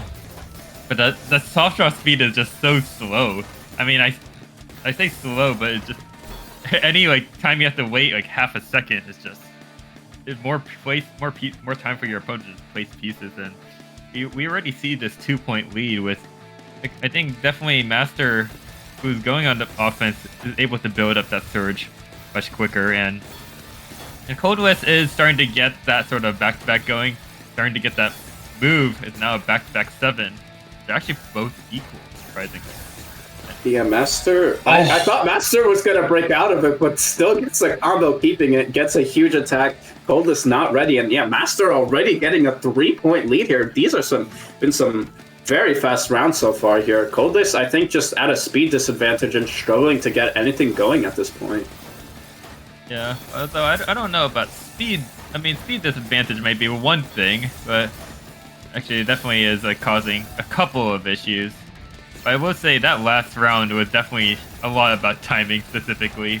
But we saw that Master was able to break Surge a bit earlier than, and it's not like Coldless was really expecting that.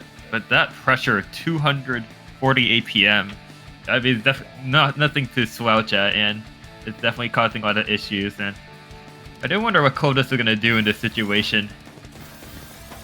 Yeah, I mean they're struggling right now. Can't get a single win on the board here. Does start this round with the lead. Has that surge going right now, going for that nice pattern stacking back to back, but still being sent to the top. Goes for the DT. Does pull it off, but has some misdrops there. Oh Does my not god! get in time to break the surge. Master counter spikes and 5-point lead here. Absolute dominating right now. Coldless can't get anything.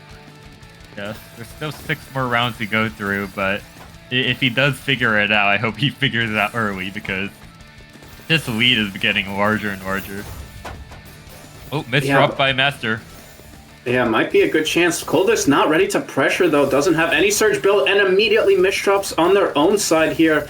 Trying to find some down stacks, but not able to get to the eyepiece in time as Master gets the killing blow. Now already over halfway to 11 points. It's like Coldless hasn't quite locked in yet. Maybe there was like a bit of nerves going on. Oh, Master starting this round with like 3 different misdrops, trying to find a combo here. Coldless trying to pressure, finally trying to get their first win, but not able to as Master finds a way down here. Coldless does have that surge build up, but does break it as they're not able to maintain it any longer here. Nice surge from Master. I think Coldless starting to get into that 2-7 stacking. Master with a surge of 13 now forces Coldless to break. He keeps it and he sends it.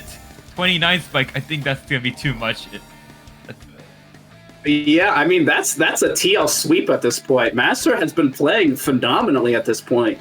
Has that speed advantage, but again, great timing with these surges in several different key points in the match. Does have those misdropping several times in a row here the past couple of rounds. And as I say that, another misdrop does get the Allspin to just survive. Coldless trying to get the killing blow, cannot get the pressure enough. Has their own misdrops they're dealing with, and now they're the ones sitting at the top here with no attacks ready to cancel. And yeah, Master taking another one.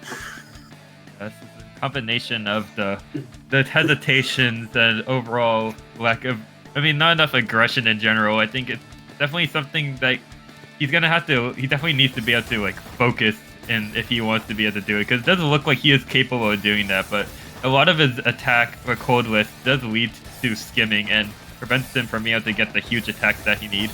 And meanwhile, Master though, I mean, sure, he might have occasional misdrops. Oh, looks like he finally gets a round. Yeah, finally gets one. Hopefully that's the momentum breaker that Coldless needed, because that, I mean, right now at a 7-point deficit is going to be very difficult to come back from. Yes, but not impossible. It's like if he may feel that maybe he's unable to, I don't know if he feels like he's unable to match speed or something, but he still needs to be able to be aggressive even with perhaps some sort of disadvantage, because I mean, like I said, it's about trying to win, and this is a rough misdrop going on. I mean, And you then- know, when you have that surge disadvantage and misdrop at the top, you know it's basically over. So that's fair enough. But with that, Master only 2 away from winning it. This has been a fast set. I was not prepared for this. I thought Coldest would keep it close, but right now, Master just going strong. Both of them are keeping this surge right now. Coldest with a slight advantage here.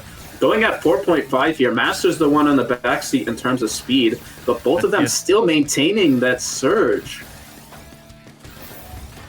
Finally has the break surge, both players. Luckily, or Master would have gone with a humongous spike, potentially. But Coldways is just not ending after breaking that one surge. He's trying to get another one, but he's too focused on getting that T-spin. And does not have a... Does he have a... He barely has a way out, and I don't know if he has another one, though. Yeah, I think he had an eye skim to be able to keep that T-spin, doesn't go for it, and eventually causes the downfall.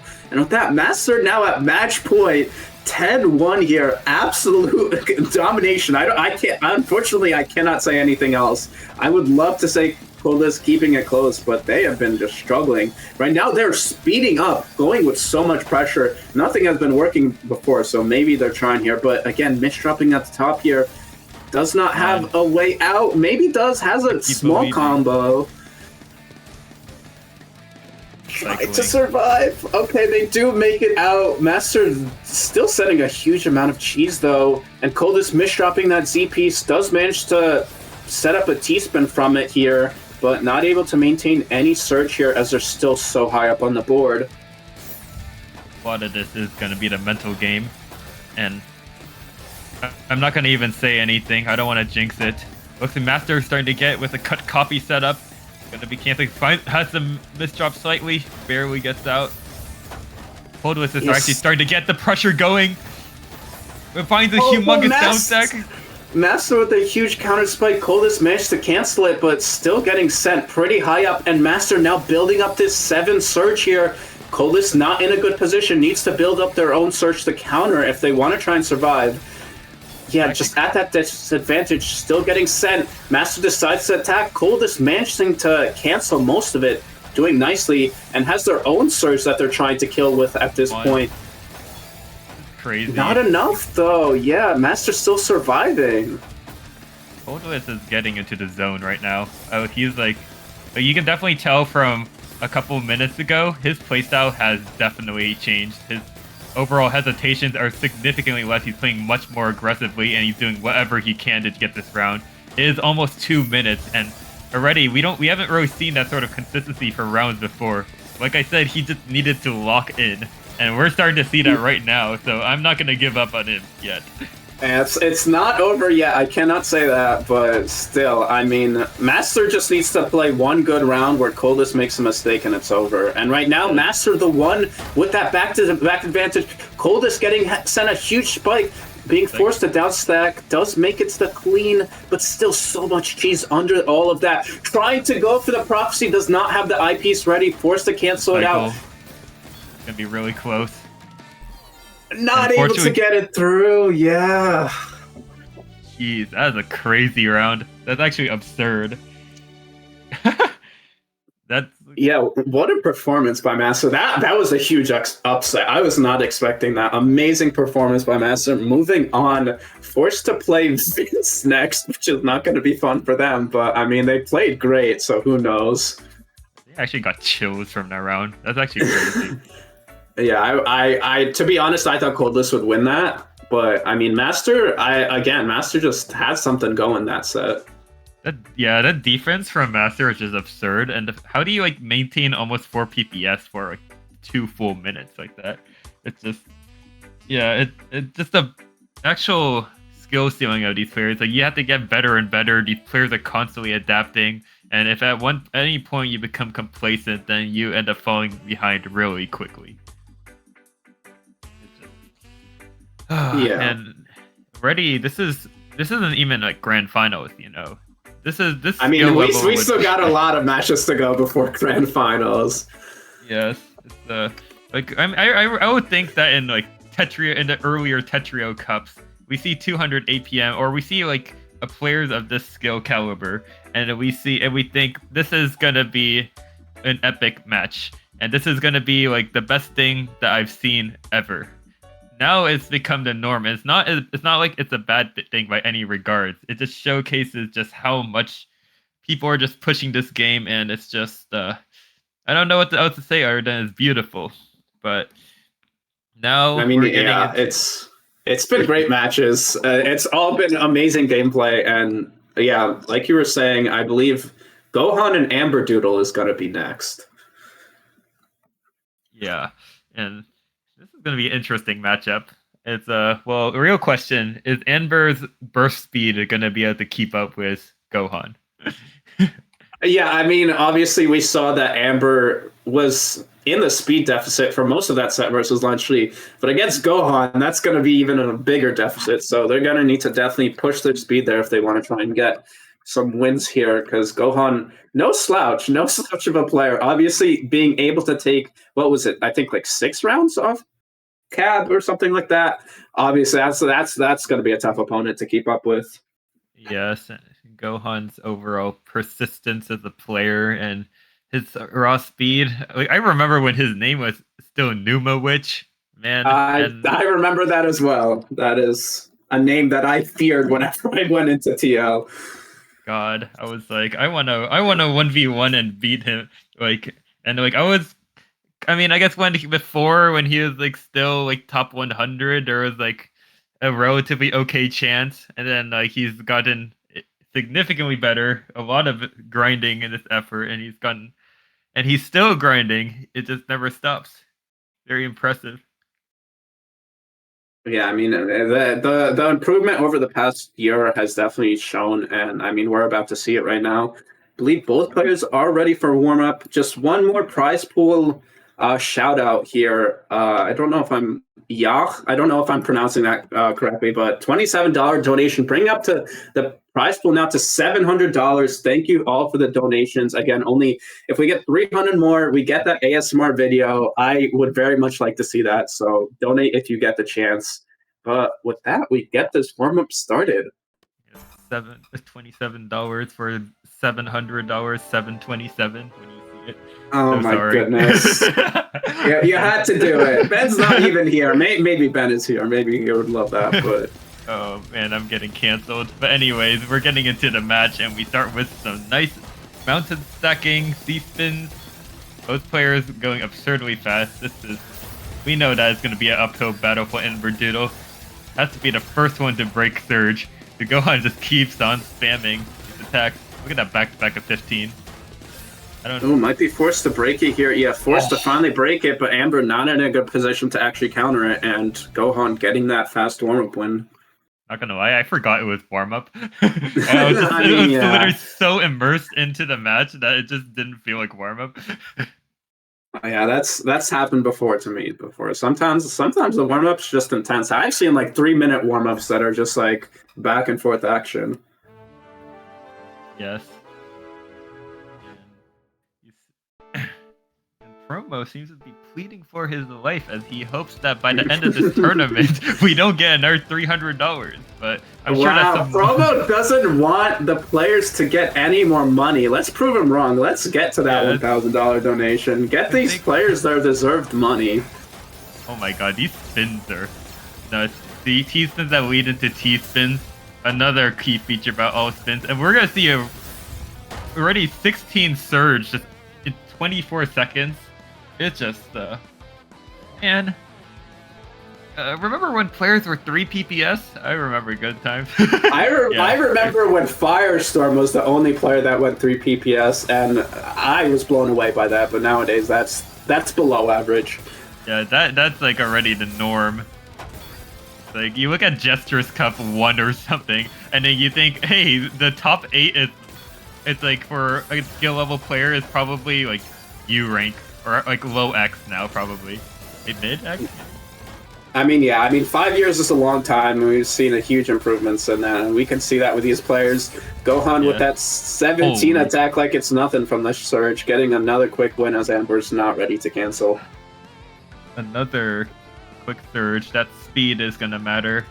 Whether Amber can keep up is a different question, but trying to break that Surge somehow is Wonder if timing is going to be the best play here. Those Oh, actually forced the break surge. Oh Eyepiece. no, the eyepiece. They had a nice counter to send Gohan up, but immediately Gohan sends right back. Even though they didn't have that surge built up, Amber misdropping kills them, and then again misdropping in this opener gets the perfect well for a T-spin. Not going for it, but gets it. I mean, you love when that happens to you. But Gohan's still in the lead with this back-to-back. Nice overhang. I mean, it's still rough, but that's probably one of the least rough things you could do. Very nice counting the 4. Constant pressure, those hesitations from Amber Ditto are going to be a big issue because Gohan is not going to stop. And anytime Amber pauses, it's just another step. I guess it's just another advantage. Like it's like the chess sort of. It's like Stockfish with the chess analyzer, and every time Amber pauses, Gohan just goes forward just a little bit more. Yeah, I mean, that last round, they were in some difficult positions at different points, but Amber, yeah, not in a position to capitalize, struggling to even put themselves in a good position, much less actually win right now. You can see, dealing with so much cheese, cannot get any down stack out of it, even though Gohan, I have no idea what they're doing. I don't know if they're building a floating TST there, but didn't even pull it off before Amber got topped out. Yeah, it's very difficult to know what to do with how to deal with a player until you apply pressure on them.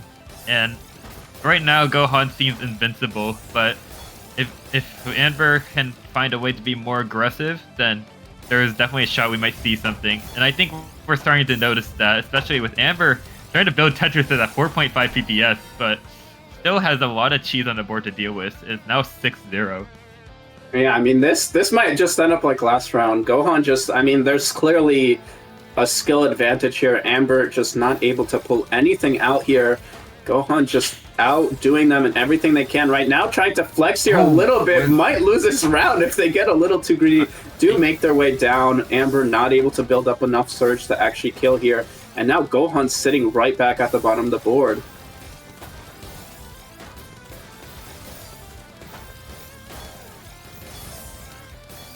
Nerve-wracking, honestly. Rough misdrop for Amber. I mean, it might be small for some players, but any misdrop against Gohan with that much pressure is almost a death sentence. Yeah, especially, I mean, even if Amber made it out, Gohan had that surge advantage, so they could have just immediately sent and they would have died anyway. And again, this round, starting with Amber just misdropping, does manage to fix it nicely, keeping that back-to-back with an all-spin. But it does not matter. Gohan's ready. Gohan misdropping the T-piece, but didn't need that next attack to actually kill. And now Gohan already 3 away from winning. Yeah, this has been a fast one.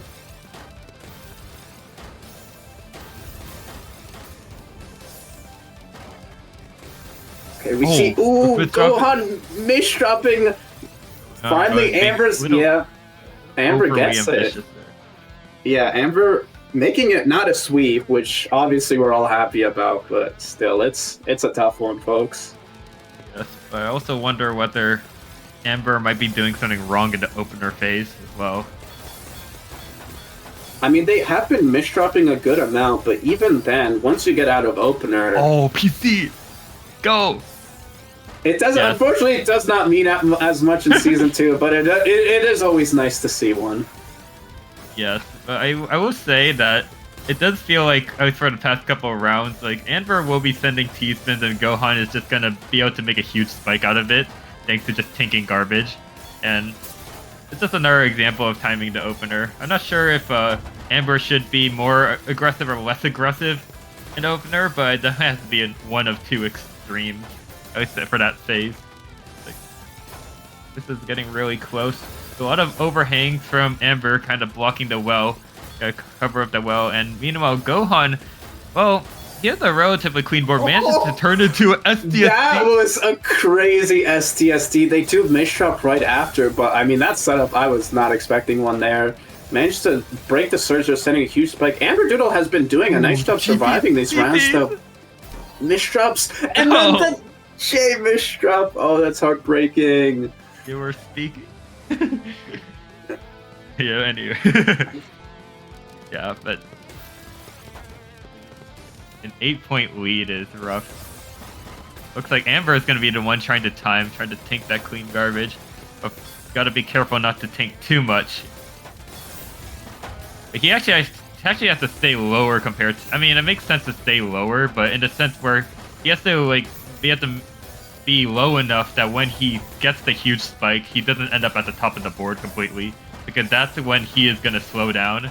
And speaking of which, I don't think that that damage alone is just the upstack speed that Gohan has just allows him to turn anything into a spike. And I know as Amber can maintain the same efficiency while going 4 pieces a second, it's going to be incredibly difficult. Good spikes, right, Amber? Yeah, they're trying to figure stuff out here. They do have that surge built up right now, while Gohan does not. They might be ready to attack here, still keeping it going. Yeah, Gohan at the disadvantage now. Amber does have a very clean board to try and potentially send here, but Gohan ready as well, starting to build their own surge here. Amber finally breaks, but it does nothing to Gohan, as they have their own 11 surge now. Gohan, immediately, we can see him speed up immediately. He's getting into that 7-2 stack. And wait, what? Where did the 18 back-to-back come from? Yeah, exactly. It's like, how did they manage to maintain the back-to-back while being down so much? But I mean, they did. Might be forced to break out. Wait. What the hell happened there? What? Gohan, what was that? That's so sad. You just had to send. That's all you had to do. You had to clear one line. Damn, he couldn't get that eyepiece in time. But perhaps, oh wow, nice fix from Amber with that. Maybe that's Amber's winning strategy. They just have to make sure Gohan builds a huge spike and doesn't send it. Yes, but it does look like things are starting to change up a bit. Nice canceling. Amber is definitely going a bit slower than before, but that doesn't really matter. He's trying to tank in the situation, but like Gohan has I thought he was gonna do a all spin right there with the J piece, but he actually converts into a fractal, which is interesting. I don't think that really matters in the long run, though. Yeah, I don't know if timing is the best strategy when Gohan has the 20 surge ready, but maybe if Amber times enough so that Gohan can't clear it. He's hoping that Gohan is gonna break so that he can actually tank it, but I don't know if Gohan's gonna break. He has to make him break. He's still going, yeah. Now at a 30 at this point here. Yeah, so Gohan finally breaks the board open. That 8 garbage cap definitely saved him right there, but he was constantly preparing. I do think that you would need at least like a 40 or 50 surge if you actually want to do something about it, because that is just absurd. Yeah, I mean, I don't think building up slowly like that was necessarily the winning strategy. Obviously, Amber survived here, but once again, Gohan immediately going into another surge build here while Amber is trying to downstack. Covers their well, does clear it, but looks like they get set immediately as Gohan breaks their surge. Yes. I will say that the proficiency in all spins definitely is helping Gohan a lot. It just couldn't get the eyepiece in time. Man, that last round is like, it feels like there's just so much despair as you see that surge go up to 30 and it keeps climbing higher. Like, I thought he was gonna do more, not gonna lie, and it was just wait, what? Oh, 1 sec. Yeah, I think you should check the prize pool. Yeah, no, I was gonna wait until the match is over. If people are not in the Discord, we did hit the $1,000 goal. Thank you for the $300 donation on top of the $27 you already donated. Yeah, and with that, we get to 1,000. You will be seeing a promo ASMR video at some point in your near future. So look forward to that, folks. Yes, looks like Promo is going to have a very fun time. I bet he's really looking forward to ASMR from a top player. Well, yeah, I mean, hopefully he has a fun time recording that. But yeah, with Gohan winning that matchup, I believe that is time for the commentator swap. We can just show the bracket right before. I don't know if we're going to a short break or not, but again, thank you for having us on. It's been great matches, especially to see for one of the first Season 2 tournaments. Yes, indeed. Thank you for having us on, and definitely very exciting matches overall. And this is only top 8 in general, but it has really been a pleasure. I'm looking forward to see what the future tournaments are going to be like, as well as how these players are going to improve. Yeah, I mean, I definitely had a fun time with Apple Orchard Cup. I know this has been in the works for like, I don't know if it's been over a year, but it's been a long time in the running. So it's been a good watch. I'll definitely stay tuned for the rest of that. But I believe with that, we get a short break before we move on with the rest of top 8. Indeed. So in that case, I think that it's the time to send us off then. And yes, I believe so. Yep, again, So, thank you so much. Have a great rest of the tournament, everybody. yeah, thank you everyone. Make sure to watch the rest of it. It's gonna be grand finals soon. Oh, in a couple of rounds. So, and it's gonna be hype. So stay tuned, and I hope you enjoy the next round of commentators that will come. You'll get to see soon.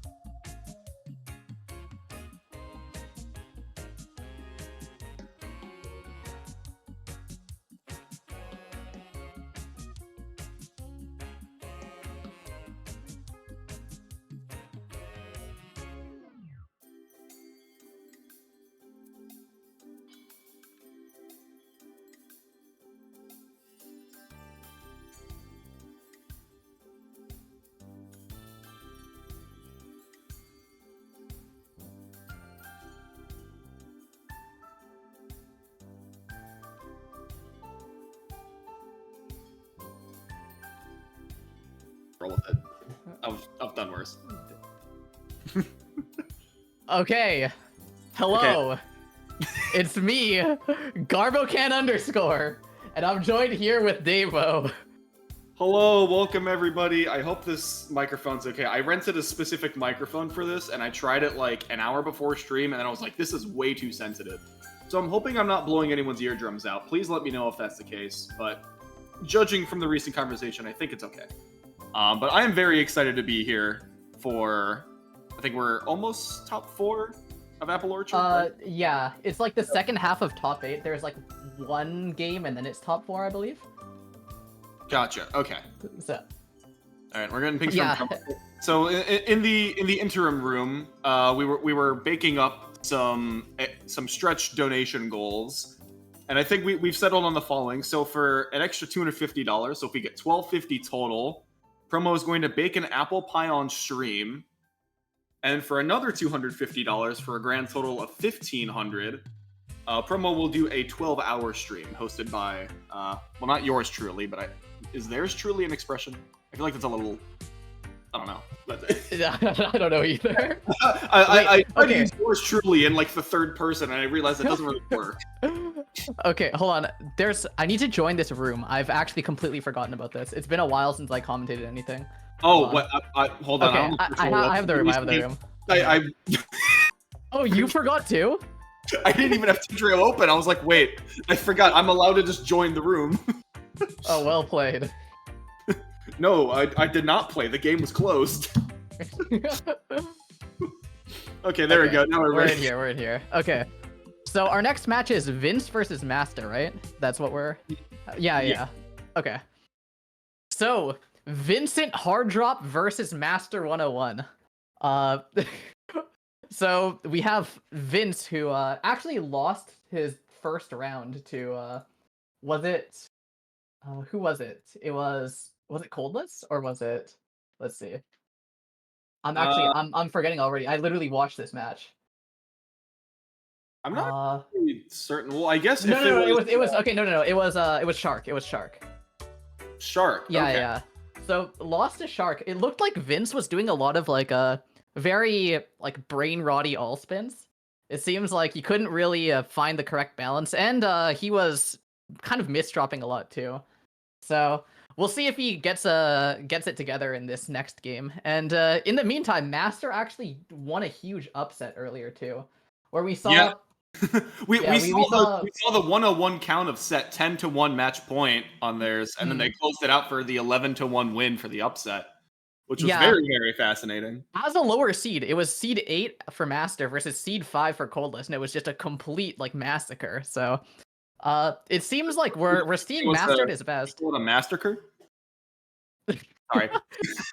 Can I get a different? Can we replace this guy? Sorry, get Goblin in here. Goblin's gonna do a much better job. Should have put Bad Goblin on the phone last year's caster of the. It's okay. I remember Promo hit me. I was like, oh, okay, all right. I've haven't had the chance to cast with Garbo, but I'm sure it's gonna be a great time. And well, I hope you have as much fun with this experience as I do, because I can't promise the other. Send him back to prison. No, I forgot about that. Oh my! It's okay. I'm free to walk around in the space beyond me. I had to make my bed because that's now on my webcam, and I didn't want people to realize that I didn't do that yet. All right. Well, we'll see. We'll judge. I'll give you the final verdict by the end of this stream on whether you can be a free man or not. How about that? Okay. All right. Let's see. We have all right. Yeah. So they're both doing warm up. I'm not sure exactly when we'll get that. Okay. Oh, never mind. All right. Speak of the devil. Okay, so we have O in the first 5 pieces, so we know stick spin is possible.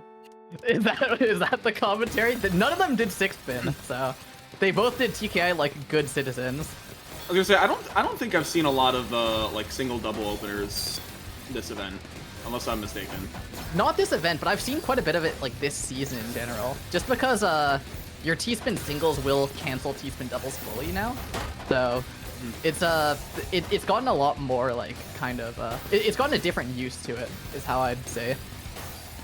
like plays differently, which is Yeah. really interesting. That like it's not like completely, you know, the extremely strong or extremely weak, but it just somehow has a new play style despite being the exact same sequence. Which is Yeah, I mean, it just influences the game differently. oh, and I think that was a Z misdrop. It looked like Z went a couple places they weren't supposed to. There was 2 Z misdrops, I believe. It was like both right next to each other. Oh, not on the not on the Apple Orchard top 6. Not like this. But anyways, so the warm-up goes to Vince, and actually, do we have any? Can someone track the statistics on like the win rate of warm-ups versus like the win rate of the actual set? Does anyone? Can someone like from here on out track that information? Because I'm really curious to know. That is actually a fantastic idea, except I would have to comb through every single tournament VOD to can find that. Well, okay, there's got to be someone who watches every single one of them, right? Please, surely. Well, I mean, I can at least say whenever I'm casting, I have a very large file of all the tournament VODs saved, so I at least have all of those matches. But I mean, that's only a well, fraction. anyways, we're starting now.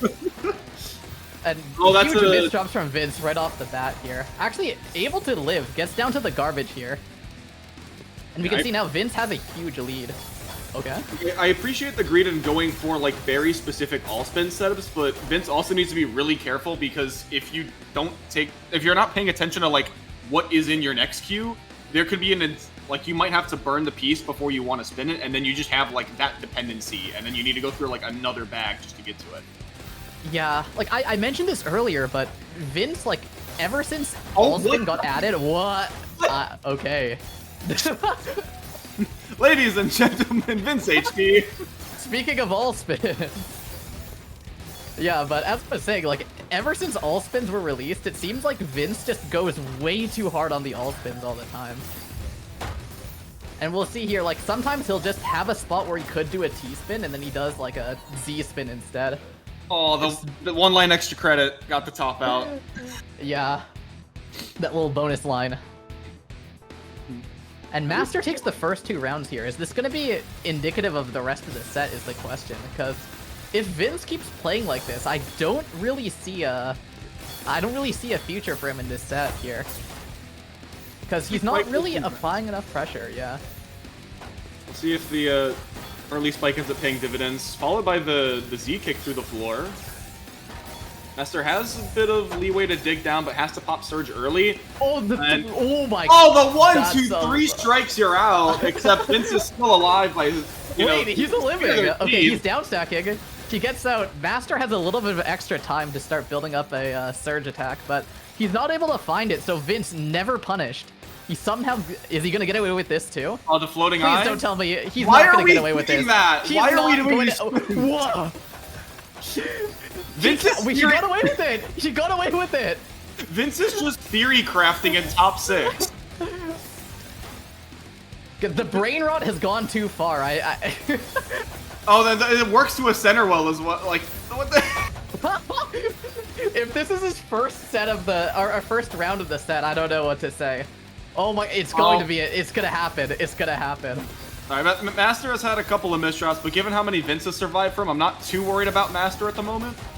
Are misdrops real? Is that like?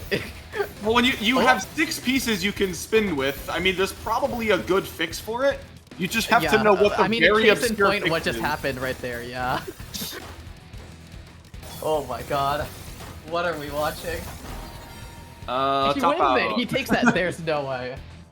That's the round of all time. Vince is floundering about all the way at the top and bottom of the stack, just manages to work out for their first win. Was season 2 a mistake? What the fuck am I watching? I don't. You tell me. I'm not the one who made the rules. I just showed up and played TL for a couple days. And the back-to-back search seemed to work out pretty nicely. Yeah, Vince ties it up. Alright, yeah, Master and Vince going both with the TKI. Vince with a little misdrop, so going to convert to spin single. Wait. I didn't think that was going to spin. Alright, well, Vince misspins, unfortunately, there. Just fixes it with another. Yeah, every time... I don't think he even knows what he's doing. I'm not gonna lie. All right, well, it's if you're struggling at following what Vince is doing, Master is very clearly looking to get over to a center Oh, well. did I misdrop on Master side? Delays the spike a little bit. Oh Vince wow, some time. works to a DT. Still keeps the center well alive, but does break back to back in the process.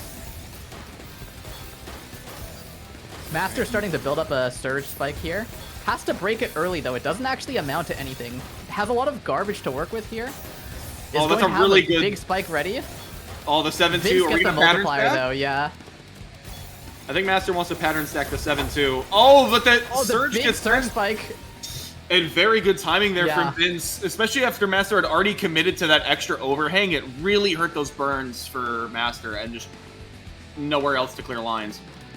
It was a huge spike, but the impressive part is also that if you look immediately afterwards, Vince started building up another surge and he ended up getting a 4 charge right at the end there too. So even if Master was able to escape, there was still more garbage coming. It's a very impressive spike. Too much cheese for Vince to deal with. Manages to get through. Sets up for another spin single. Mr. YA. Okay, yeah. Now has over to the sidewall garbage, which is sometimes can be a little bit tricky to deal with, but has a little bit of opportunity with it. Master right now, beautiful down stack, gets the quad multiplier and completely super clean. neutralizes. No hesitation to the garbage there. Just a really, really clean down stack. Oh, Master Oh, tried to do a spin, and I think there was a miss kick somewhere. And like, yeah, the- there you was know, a misdrop there. What you'll notice is that there's a key difference in how Master misdrops and how Vince misdrops. When Vince misdrops, it looks like he just does not care at all. Like he just accepts it and starts stacking immediately. But you'll see a little bit more hesitation from Master here, where he'll make a misdrop and it feels like he didn't really expect it. feels like, And that's I feel like normal. I might be discrediting this crediting this a little bit incorrectly, but it's similar to what I've heard as like the OSW like stages of grief with misdrops, where eventually you just start playing fast enough and you just get to acceptance that you just learn Yeah, to deal you with speed run misdrops. I just like, acceptance. yeah, that's just a part of me now. Yeah. The faster you can move on. Oh my, there's a huge surge advantage here. Wait, how did 21, that- and the spike comes through, yeah. So, one of the key advantages to doing all spins is that you can build up back-to-back surge while sending cheese. So it doesn't give your opponent any room to actually get canceling material off of your garbage. But the problem is that it has to reach your opponent's board. But if it does reach your opponent's board, you can see there that like Master had no way of getting out of that at all. He just had tons of cheese, and Vince had a like 21 surge ready. Yeah, there's only so much you can do. Like maybe you can set up a T-spin into quad, but oh no, not like that. Well, Vince is just running with the set now. I mean, Master got the first two, and that, is this 6 straight from Vince? Yeah, it's 6 straight in a row. Has the momentum going. All right, and very nice TST. Is that another TST? Okay, no, that's just a misdrop, but we're gonna fix it with these 180s. Not even getting credit Yeah. on the spins, just doing them because it keeps the stat clean.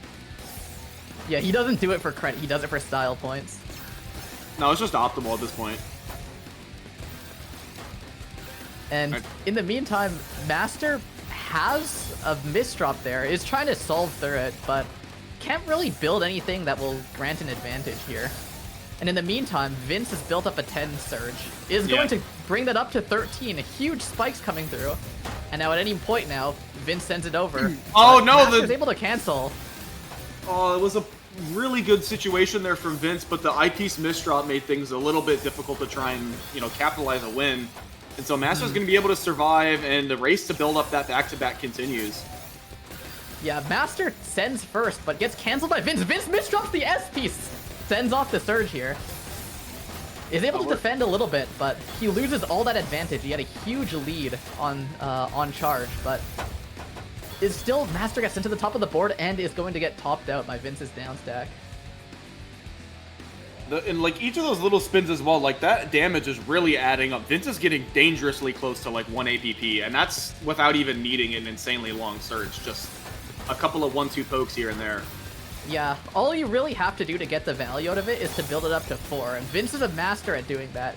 You can see that Sometimes he'll build up to 4 in like a single bag using all spins. It's very crazy, from 0 to 4. I feel like I know binary, but I don't really know what counts from 0 to 4. But I guess Vince does now. Yeah. It's the new number unit, the Vince. It's alien stacking, what can I say? We're gonna Oh, the 4 4 wide? wide, the center 4 wide. We do have clean garbage. I think Vince is looking for a way to multiply into it. But he has no multiplier, yeah. He can't combo it properly. Yeah.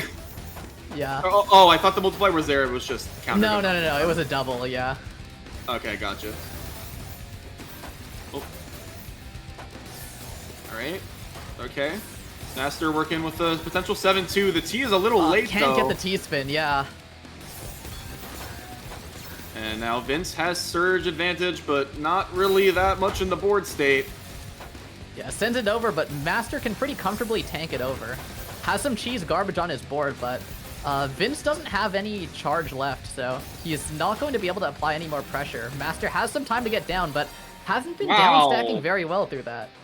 There was a really nice conversion there. It had like the STSD, but then spun like I think an L underneath it for a single, and then like kicked the T piece in some other fancy way, and just like got multiple back-to-back off of what usually would have been a very specific like T-spin setup. But by getting a couple of singles and using other pieces, Vince is able to build up that back-to-back without having to rely on a huge speed advantage. Yeah, I imagine if we give Vince some more time, like that's gonna be a scary weapon to play with, where he can just build up like from no charge to a surge attack really fast like that. I knew when Season 2 got announced, I said, okay, when is Vince going to be number 1? That was the first thing that went into my head. Is He didn't like, even have to send it. He's holding on to that 21. to be fair, when you see a 21 surge on the other end of your board, you generally have to play a little differently than you would in under neutral conditions. Yeah, there's a little bit of a nuke hanging over your head. Yeah, it's actually 9 in a row now. He's just running away with the set. And man, Master has it's to break so back-to-back tilting. first. When you die and you see the surge number is still there, they didn't even have to send it. It's such a tilter. I know, for me, that just means my opponent didn't get to their, biggest spike badge or whatever. You're denying them the spike of all time. There comes a point in time when it's like, okay, you're being nice and letting me, like, not die to a catastrophic misdrop. But then there's others where it just looks like you're playing with your food at that point. Yeah. And going into this, I expected this to be a lot closer, and off the first 2 rounds, it looked like it too, but Vince is just going crazy here, and Master hasn't been able to get to these comfortable spots where he can cleanly APM Vince. He's letting Vince take control of the pace every single round. And you can see here, even if you look at the stacking now, he's on the back foot. Yeah. Yes, Vince still has the back-to-back. Oh, he's going to try and fishing for a T, but it's the last piece in the upcoming bag.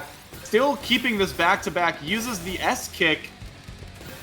Yeah, Master's slowing down a little bit. He's trying to time this. He's trying to get the cancel here, but Vince has no pressure. He's just going to keep on building up that surge. All right. Oh my god, and there's the spike. Oh! Really close. Okay. Master gets the defense. This could be his round. There we go. The sprint play is helping. Now. Oh no. It's a bit of a rough misdrop, but we have time until we get there. No. Oh no, the 1-2 punch. Right on top of each other. From 0 to 2 to 11 to 2. Vince takes 11 rounds in a row. That is insane. That literally is just a delayed sweep. Yeah, wow. Big turnaround for Vince. Vince won the warm-up, got a download in 2 games, and then said, all right, next game. Well, for anyone, for the person in chat who has started the spreadsheet, we now are 1 for 1 for winners of the warm-up. Garbo's AI model, using only one statistic, which is who won the warm-up, is currently 100% accurate. Yeah. I have all the data I need. Yeah. 1 point. Big data, also known as 1 set. All right, and so I guess for the next one, we're going back to winners finals. I believe so. Let's see. Yeah, so that is I think Cab and Shark, who have both not dropped a set. Although obviously, as we Mhm. saw, so Vince only lost to Shark, who is currently sitting in winners finals. So we might see the run back. And after a Mhm. set like that, I think Vince is definitely ready to try and get a rematch. But Yeah. perhaps Shark is on a whole nother level tonight, and we might see the upset. Yeah, Cab is definitely the longtime favorite here.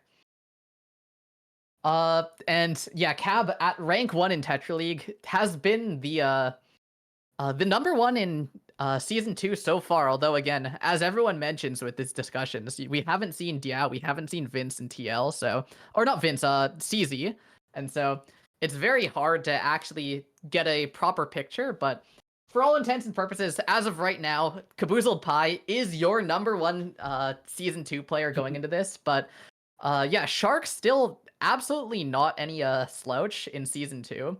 Has put up a very, very strong showing, and with some luck, with a good performance, and maybe if Cab underperforms a little bit, we may see this match be a lot closer than the audience might think. All right, So- and yeah, as we're beginning in this warm up as well. We do have a $200 donation from, I think it's Kaguri, if I'm pronouncing it right. Don't Yo, shoot me Osk! here. Oh, is that is that yeah, just yeah. okay? I'm not entirely sure if that is because I get the connection there, but I wasn't entirely certain, and also Mhm. my knowledge on certain things is a little abysmal, so I wanted to wanted to be careful with that. But that means we are dangerously close now to the 1250 stretch goal. Yeah. So Well, let's- we're at $1,200.07. The 7 cents actually comes from someone who donated 727 a while back, but yeah, for no we're reason. now in yeah, it's just a completely arbitrary number, but Mhm.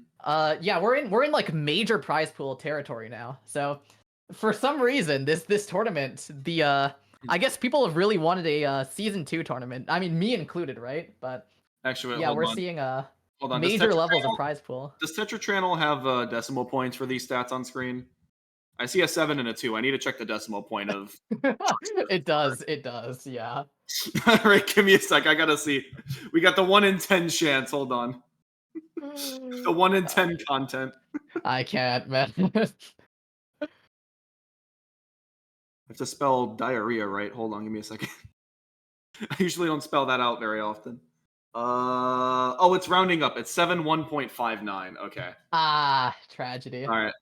So about 1 point away from content gold or comedy gold or maybe not content gold. Whoever else is watching, but I know for some people will find it very humorous.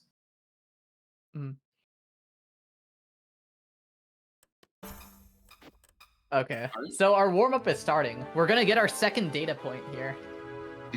How exciting! I love collecting data once every 15 minutes. Yeah, this is our little research project. You may not like it, but this is what peak data analytics looks like. Yeah. Is this what they mean by big data? Well, that's Oh what my they mean God. by peak LST from Cab. Literally just did not stop to 5.5 PPS. Yeah. All right. Well, that's our first X data point. Now we have to find the Y. Except Yeah. never mind. Apparently we have a restroom break. What flawless timing? Okay. Mm-hmm. Cab is inting. No, We're they're using DQing him for stalling.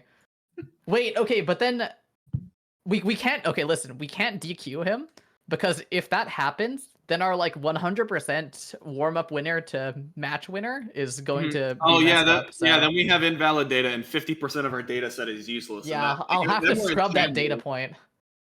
I'll have to engage in academic dishonesty.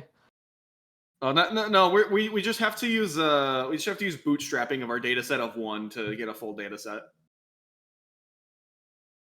Yeah, I we feel love like that research. That kind of defeats the point of bootstrapping, but it's fine. Okay, we're DQ. I can get behind that. We're DQing flying.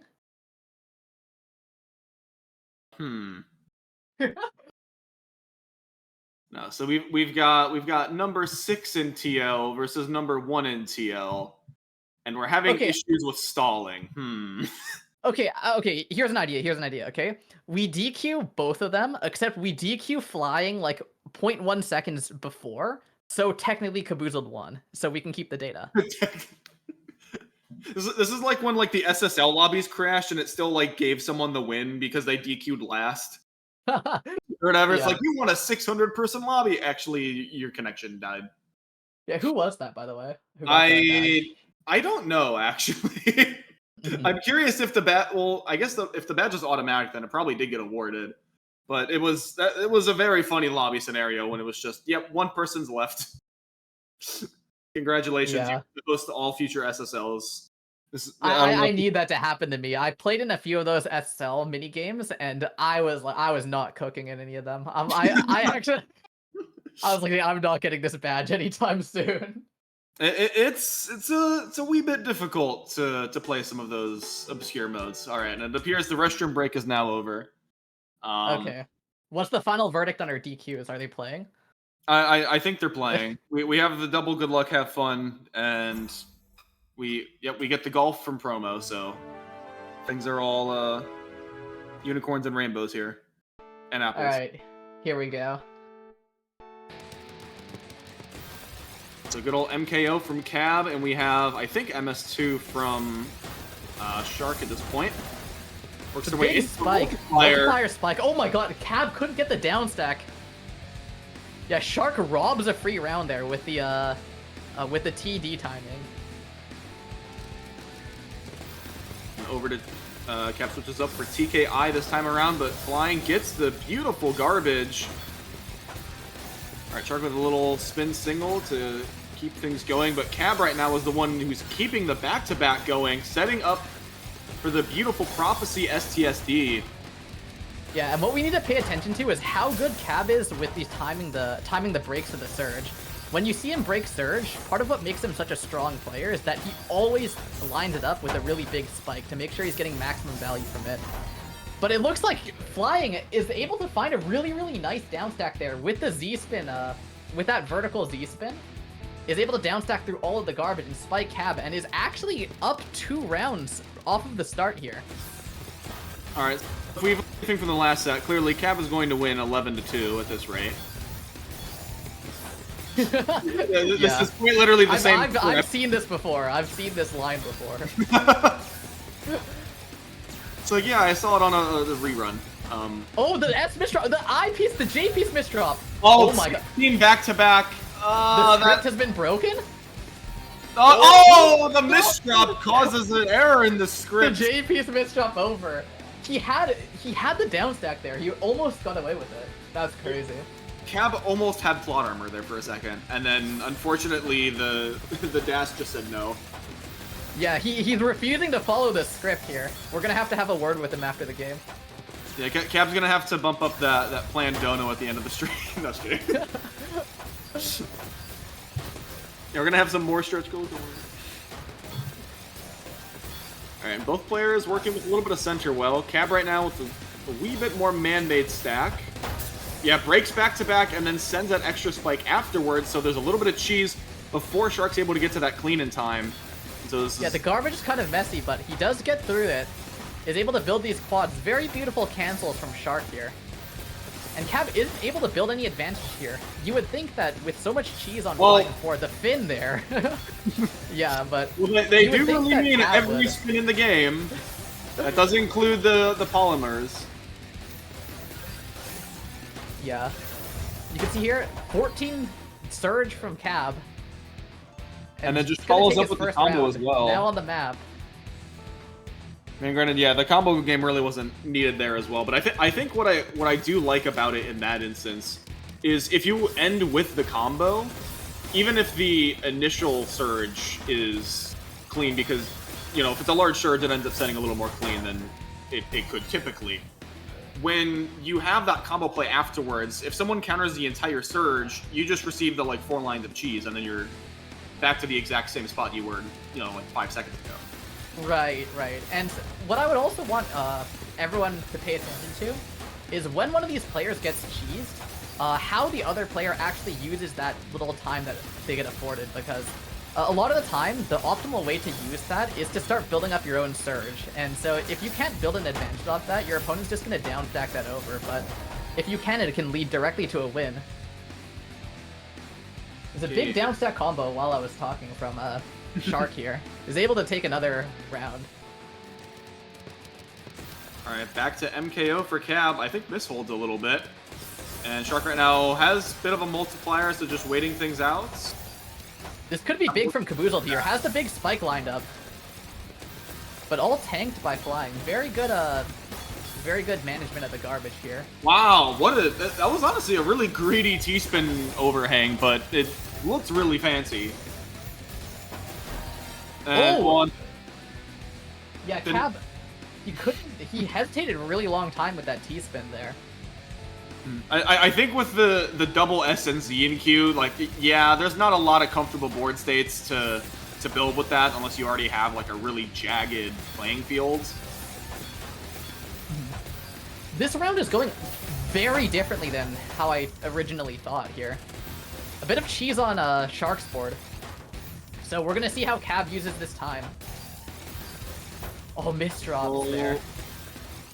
At least the T-spin single, trying to at least keep up the damage in the process of down stacking. But right now, Shark isn't really capitalizing a lot on this opportunity to just like build up a high amount of back-to-back high APM. It seems like it's starting to move a little bit now, but not really. Up to 9. Oh wow! All right, players having done a fin this round now. Oh, Cab with the beautiful 6-3 well right now. Oh! Disrupts in the middle of it, but the damage is done. It's enough, and Cab takes their third. Yeah, this set is going to be a really close one, actually. We're looking at, yeah, Cab starting to get a little bit more comfortable here.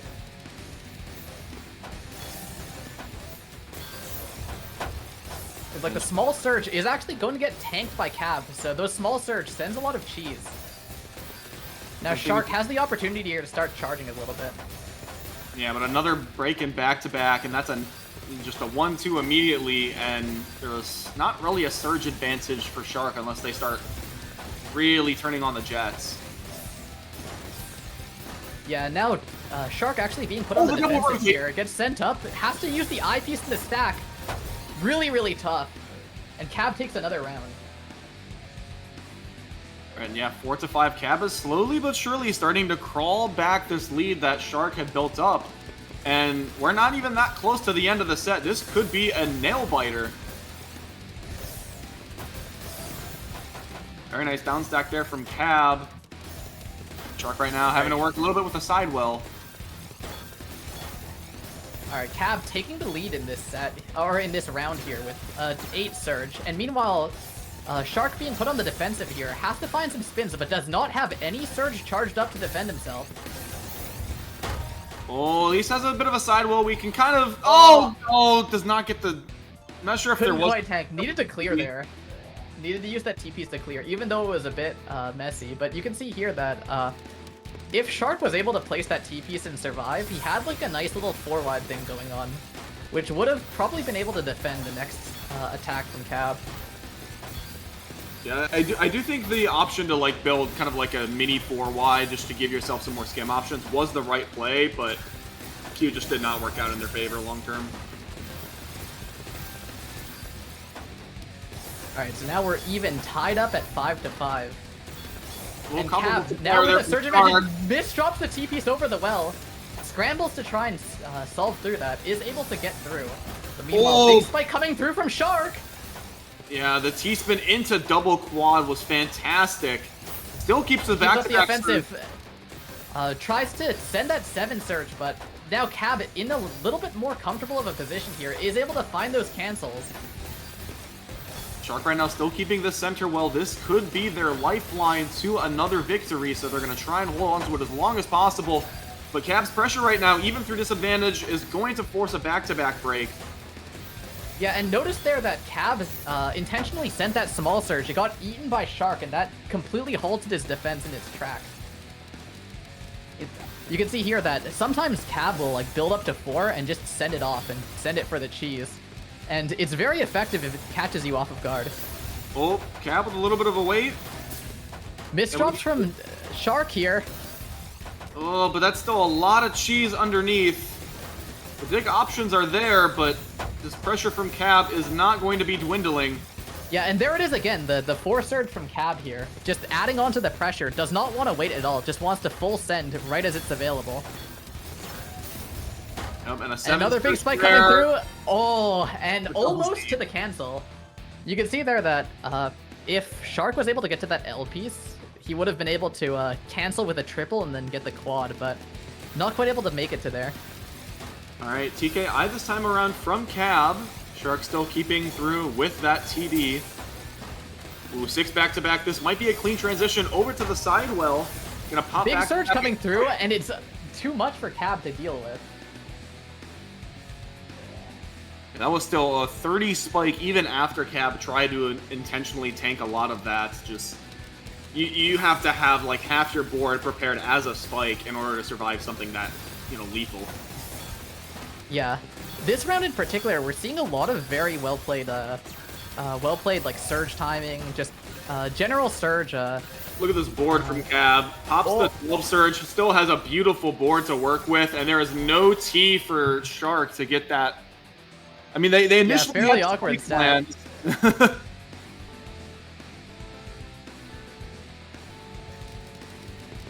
And almost I. Oh, Miss, are we seeing a little TD modification there from Cab? yeah. Into a Slight center differences pile. in how they played it. Big multiplier from Shark here. It sends a lot of cheese over to Cab side too, so Cab can't quite make any clean attacks in the meantime. Is gonna have to try and combo down stack that a little bit. And now Cab finds the stack. Is gonna be the first one to take the offensive here. Sends over that short surge for the cheese. Now getting over to that clean garbage, and it's going to be too much for Shark to down stack through. And Cab's going to take another round. And the 1 APP as well, just, oh my goodness. So much for Shark to counter and just does not have the resources in time. And quite frankly, with that level of offense, I really don't blame them, but oh no, the eye! Oh, Cage is Sections in off the like K my piece, casting yeah. career here. Alright, and Cap gets stuck. Shark takes another. This is way closer than I thought. Or really, I don't think anyone thought it would be this close. Well, especially even like early on, like midway through the set, it was like, okay, all right, Shark's got a lot of momentum, and then it was like, okay, Cap's gonna bring this back, might gain a little bit of a lead, but no, just after the midway point of the set, both players have really kept things as even as possible. Oh, Shark with a really awkward stacking here is able to get down to the well, but not without Cab starting to build up a big surge here. It's not going to amount to anything because Shark has a lot of material to cancel with. Builds up that fractal, goes to that multiplier. It's going to send a lot of garbage to Cab's side.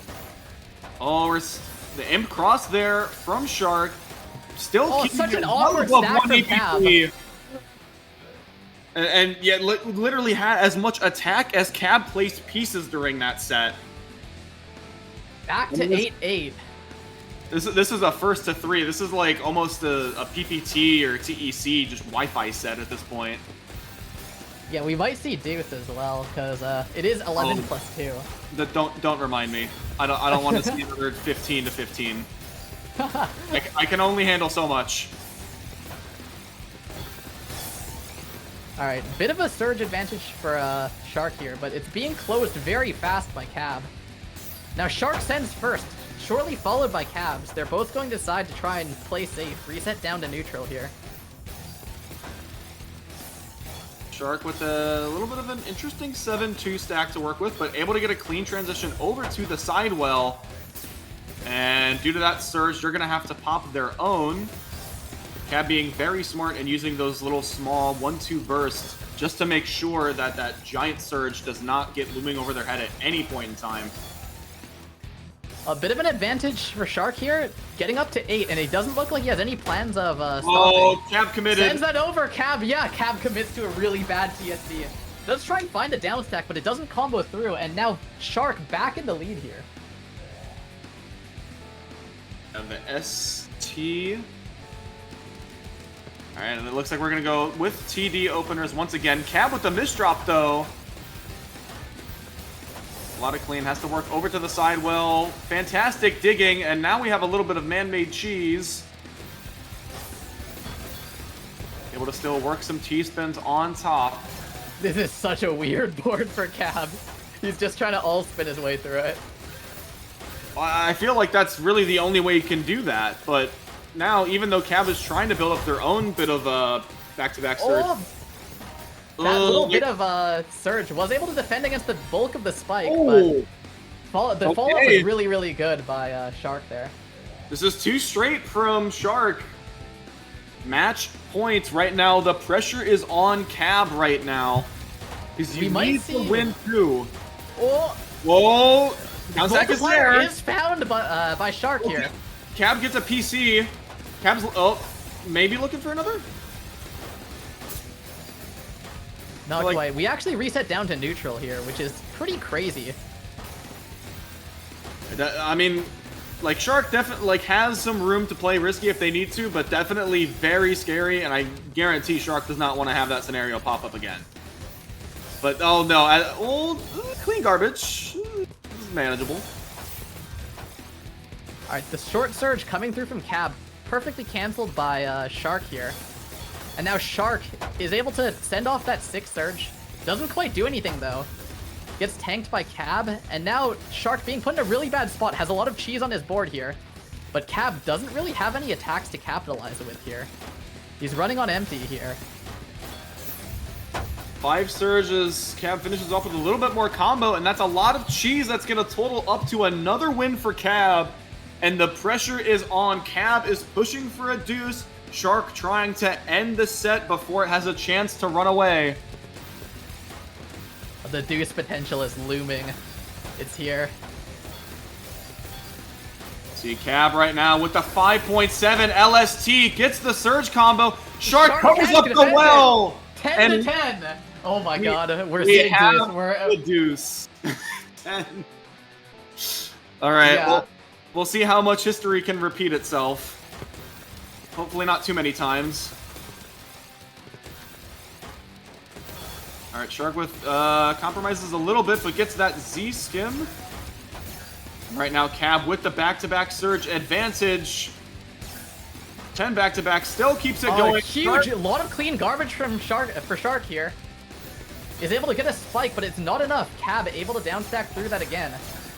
Oh, and what very nice stacking there from Shark. Able to keep back-to-back and Fends off the 14 surge, but all tanked by Cab. Now Cab's going to have a lot of clean garbage to fire back with. Shark waiting for the garbage. I think might want to counter. Like this fractal might be big from Shark here. Is able to get a lot more back-to-back going. Has to send it off defensively though. Both players, and again, like Shark is playing over 1 APP, and Cab is not far behind. We're just kind of like this might be dangerous. Shark able to get that cancel with the surge. Oh, how do you try and downstack through it? Big attacks from Cab, but they're not enough. Now Shark looking to spike here, has a lot of garbage. This huge well being built up, but none of them are building. None of them are attacking with quite enough pressure to kill. A little bit of mini down stack. Just exceptional use of this garbage. Some cheese on Cab's side. Cab's gonna get stalled a little bit by the cheese. There's not any good solution here. Can't find the down stack. And Shark is going to get his next point, 11 to 10. Shark finally gets the third win they were looking for, but it's too late. They're gonna need yet another. And Cab right now is just gonna try and play as fast as possible, see if they can catch Shark off guard.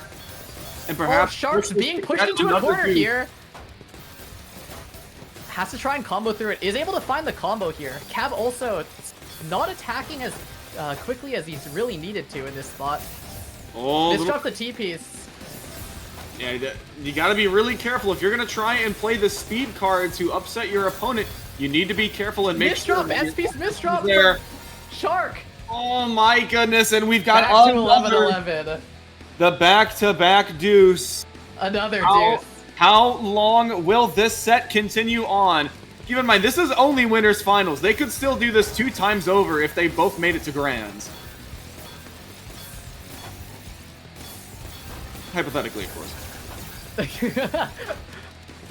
And we're seeing here, both players have very, very strong back-to-back 13 and attacks. 14 surge. Oh, this is like He misdropped! He misdrops the eyepiece! this is the standoff. can't get the cancel! Surge. The cancel's there. Alright, sends it off. But Cab has a really, really nice stack here. Is able to send a lot more over. Has to break there though. That felt like the Western movies when like it's just like the whoever moves first loses kind of deal. It was Yeah, just, it's like a Mexican standoff. yeah. Alright, Cab getting cheesed a little bit though. Gets hit by a short surge earlier.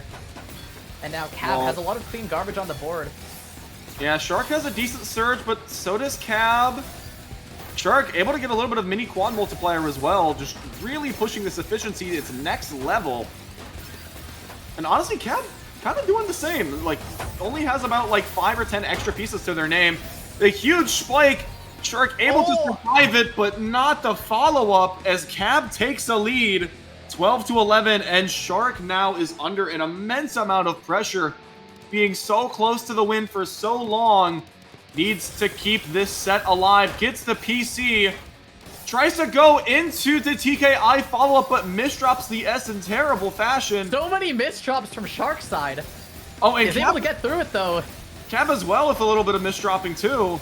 The nerves are really starting to kick in, and it's a surprise that it took this long and 2 deuces to finally reach this point. A little bit of a combo coming out from Shark here. Sends a bit of cheese to Cab's board.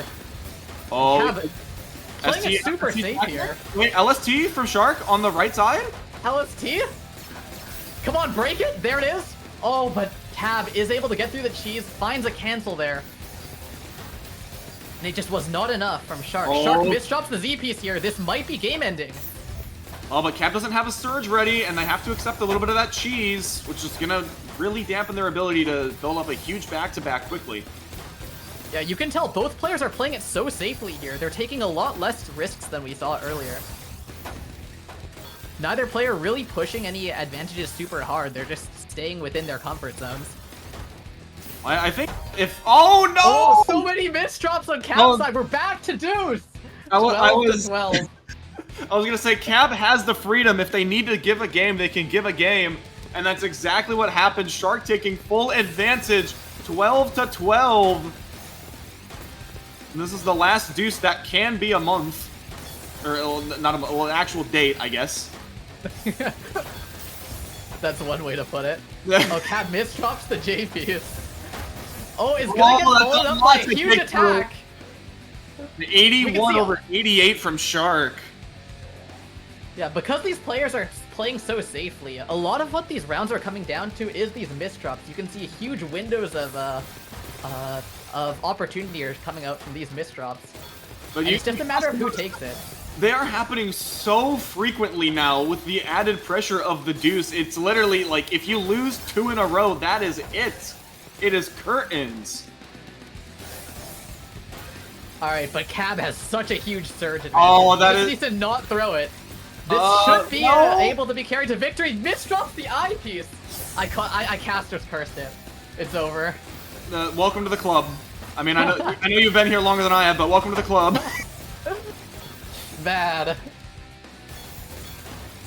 All right, and you can see as well, like Cab trying to play that extremely safely on the down surge. Oh, bit of messy garbage to get through. Is able to downstack through it. Embraces the inner pin. Not enough follow-up from Shark there to actually put Cab under. Oh, all right, and Shark has to let the surge rip. Cab right now with a couple of misdrops of their own. Shark does tank the surge, but a lot of that is going to be clean. All right, now Cab relying on a couple of some very interesting skims, sacrificing. Both players comboing. Oh, we're getting messy this round. My God. We are in infinite downstack survival mode right now. This is just current objective: survive. Oh, Shark timing a little bit here. Is able to tank. Can he turn this into anything meaningful? Gets the 11 surge. Okay. I don't want to curse it again, but he just needs to not throw this 15 advantage. You have a 18 surge advantage here. Oh, Cab greeds! Cab greeds, and there's no skim there. Perfectly Shark takes the round. And the 14 to 12, the timing. And what is that? I think our 3 seed of Shark, almost 3,000 lines of attack from both players. And that is going to do it for winners finals as Shark pulls the upset over the 2 seed and the 1 seed, I think almost back to back. I don't think we're topping that this tournament. I think we've peaked. Well, we'll have to see if the remaining sets are able to hold up to those standards. But keep in mind, Vince's only loss was also against Shark. So it is now a grudge match in losers finals to see who gets the run back. Wow. Incredible set. I am glad that it did not go as long as deuces that I have seen previously, because those are a little bit difficult to keep going. Though I will say each of those individual matches was extremely long in their own right. There were very few quick top outs during that deuce. Yeah. There was a lot of like a surge macro going on too, where both players are very competent with the surge, and you can see there was a lot of like surge timing, a lot of very strategic canceling, waiting, sending it early, etc.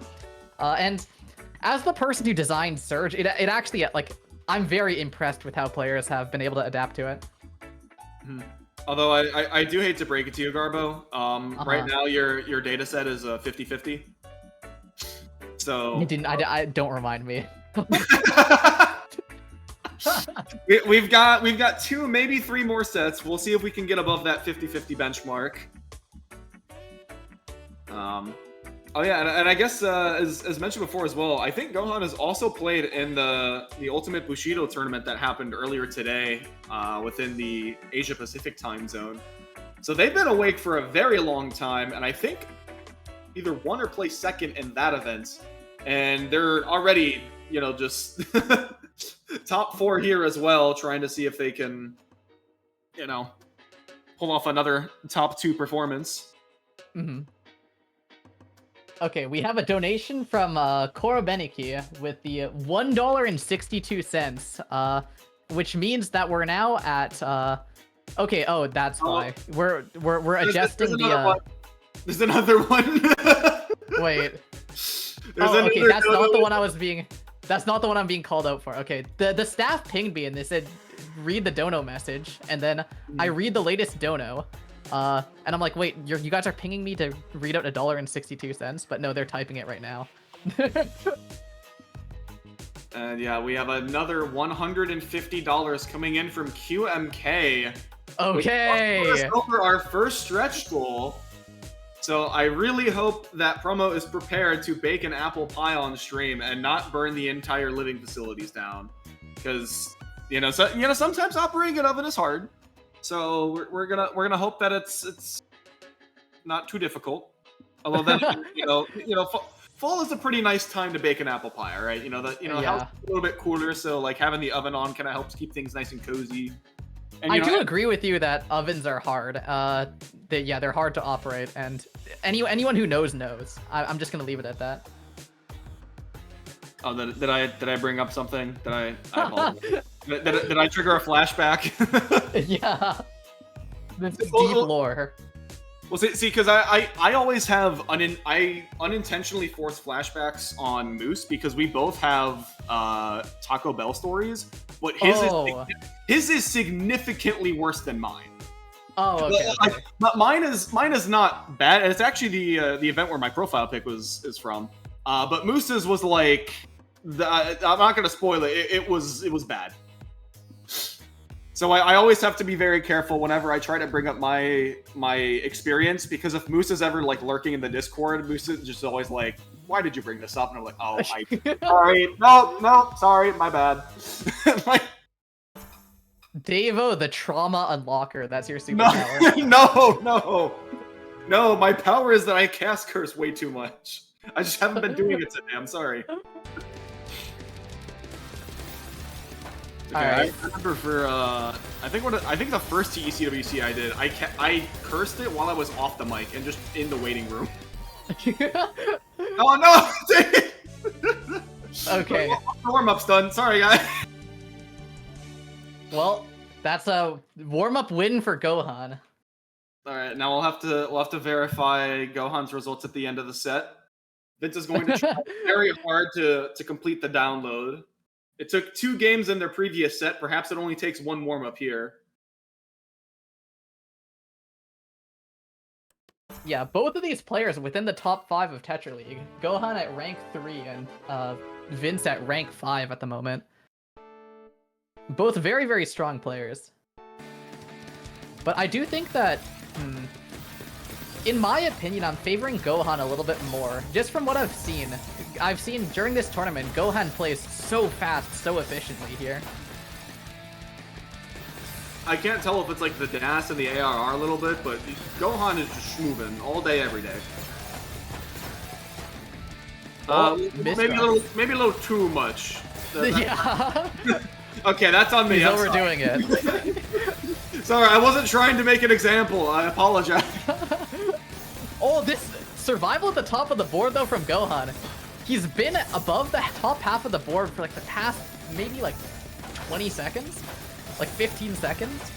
But is able to find his way down, finally. Has a little bit of cheese on Vince's side, too. Oh, the misdrop from Vince. Oh, that's rough with the Team Mino. It doesn't look, yeah, it didn't look very savable, and Gohan's going to take our first round of the set.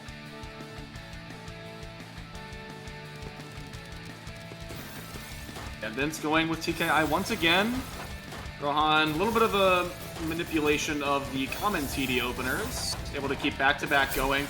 Very early surge pop from Vince, but it's going to work out beautifully. Actually, no, it was just down stack. Sorry, my bad. Okay, and we are all tied up at 1 win apiece. Oh, a couple of misdrops here from Gohan. Those 2 misdrops from Vince, too. Is able to fix it, has a really clean board, gets the multiplier to clean it up. I like how that was like almost a question, like, really clean board? Yeah. I mean, with how fast these misdrops are both made and fixed. But well, that one... as you were saying. Yeah. I forgot the power that Commentator's Curse has in the block stackers, because I feel like the added uncapped handling speed makes it a lot more likely. Yeah. Whatever we say goes. It's like law of large numbers mixed with like the monkey and typewriter theory. Monkey typewriter theory is too much happening. It's bound. Everything happens at every moment. Eventually your incoherency of thoughts will line up with what's happening on screen in some way. Yeah, just while you're saying it with how fast it goes. Oh, very messy stack and garbage for Vince here. Is able to defend through it. Very, very good cancels. Is able to cancel pretty much every attack that came his way. And finds his way down. The 6 surge coming from Gohan. And keeping Vince up on the defensive.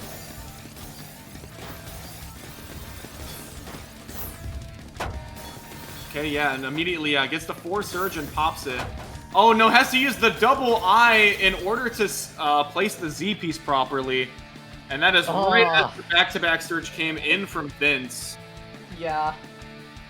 Wasn't thinking there. He just made the Z spin without anything, any wall to kick it off of. Had to stack so weirdly. Whenever you sacrifice your I pieces to sort like just to build something and you're not down stacking with it, things can get very dicey very quickly. Oh, this power stack from Vince goes for the combo into the C spin. Oh, this garbage is so messy on Gohan's side. It's messy on Vince's board, but Vince just didn't really have to use a lot of it, I guess. Yeah, something interesting about Vince is that a lot of the time, cheese now, in this season, it's sent through those small surges, through those like 4, 5, 6, 7 surges, but a lot of Vince's surge, or a lot of Vince's cheese, actually comes the old-fashioned ways, from just power stacking and combos. Oh, big spike here. 75 attack from like barely 60 pieces. That is about as efficient as you're gonna get. Okay, remember when I said that I thought that this was Gohan favor. Just do you remember that? I You mean, as a don't, right? caster, yes, but you know, as a predictor of the future and someone who was allowed to manipulate that, no. Oh, 2 misdrops coming up from Vince. It's gonna slow him down quite a bit. In the meantime, Gohan has such clean garbage. Is able to spike through all of it, but Vince, very good defense, is able to get those small little clears, cancels it. Immediately up to 5 back-to-back. Gohan has to pop Surge. Vince tries to hold on to it for a little bit longer, is able to do so, but the Surge still ends up leaving the station. 7 back-to-back right now for Gohan. Has to pop it over a greedy setup. Honestly, it feels kind of weird to Gohan say. finds the multiplier, but is still taking little bits of garbage. Big misdrop, Oh, no, S-piece Vince. and the I-piece on top of it.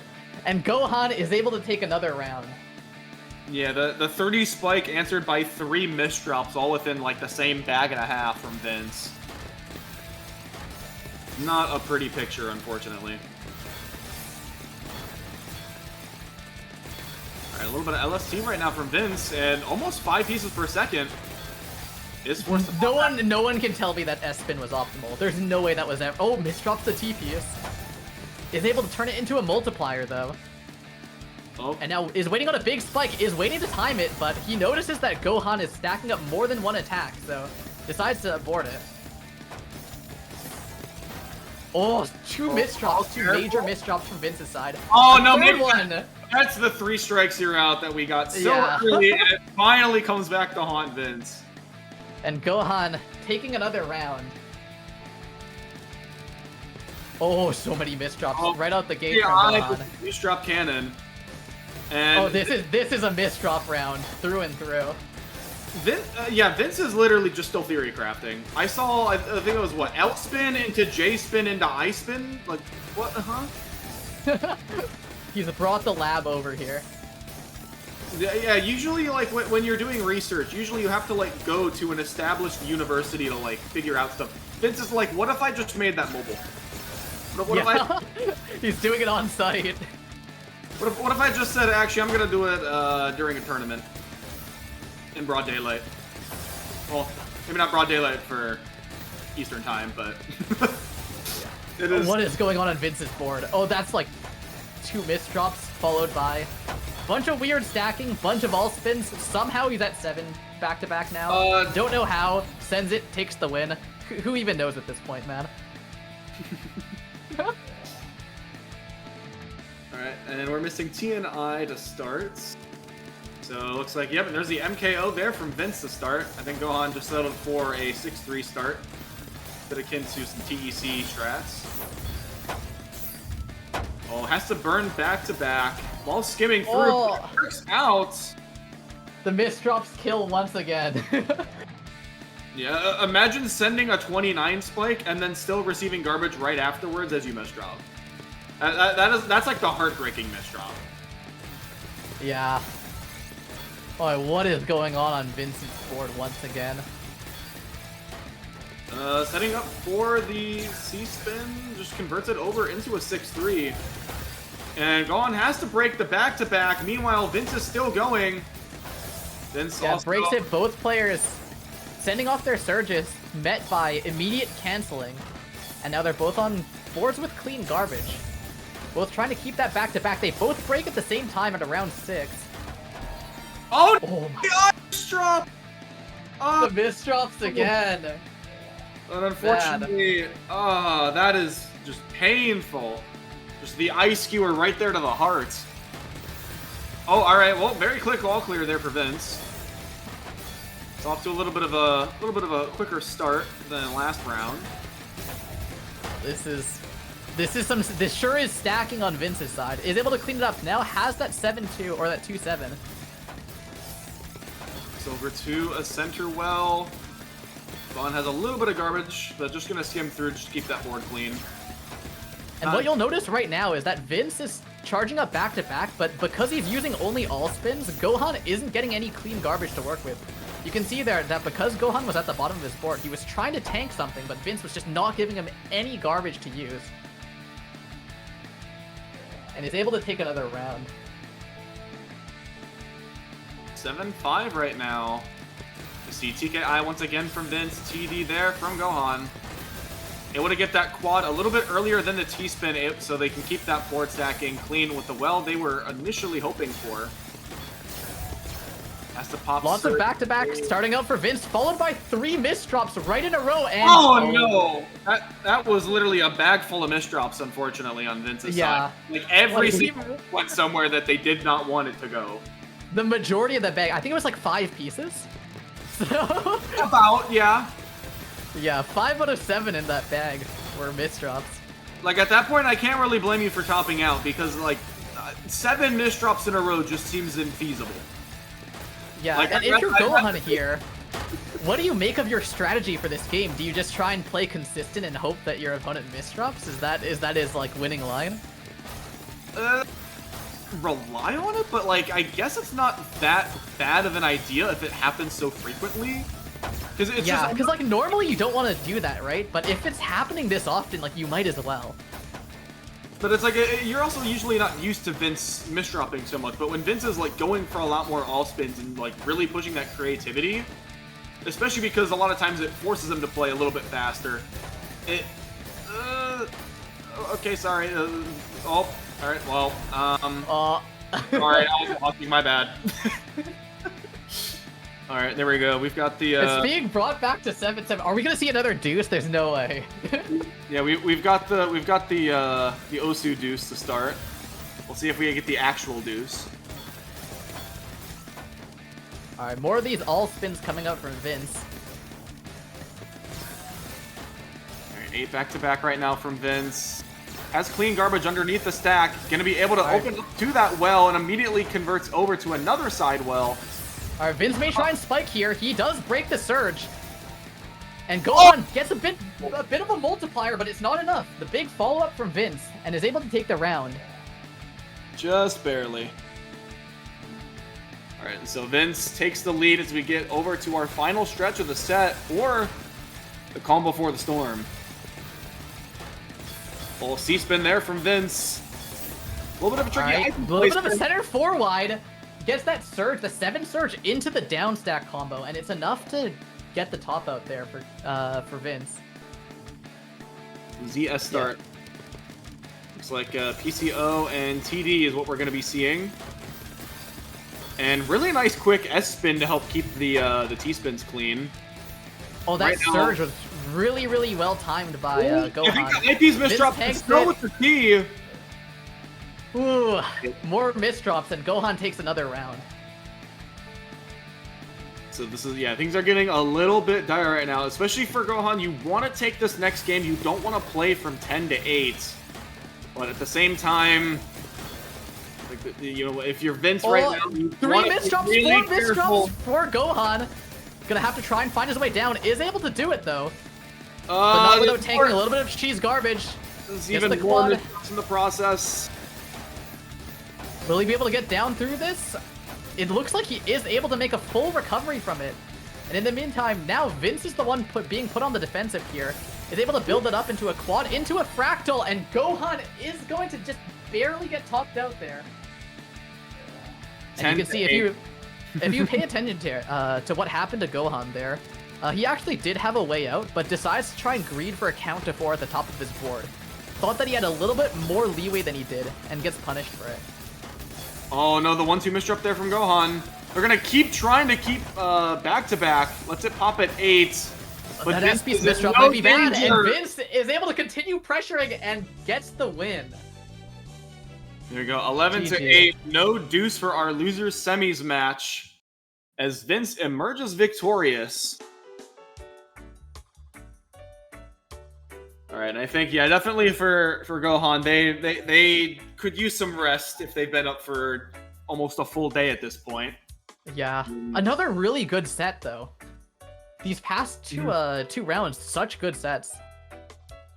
Oh, I mean, you can't get much better than the threat of deuce for nearly every single match. And given that we've had extremely close sets between our top 3 seeds, I have a feeling losers finals and grand finals, potentially grand finals reset, are probably going to be more the same.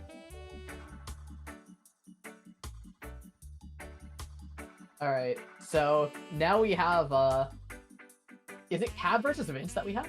I believe it is Cab versus Vince, yes. So this matchup has not happened yet, since Shark has defeated both players and put them in a loser's bracket at different points in time.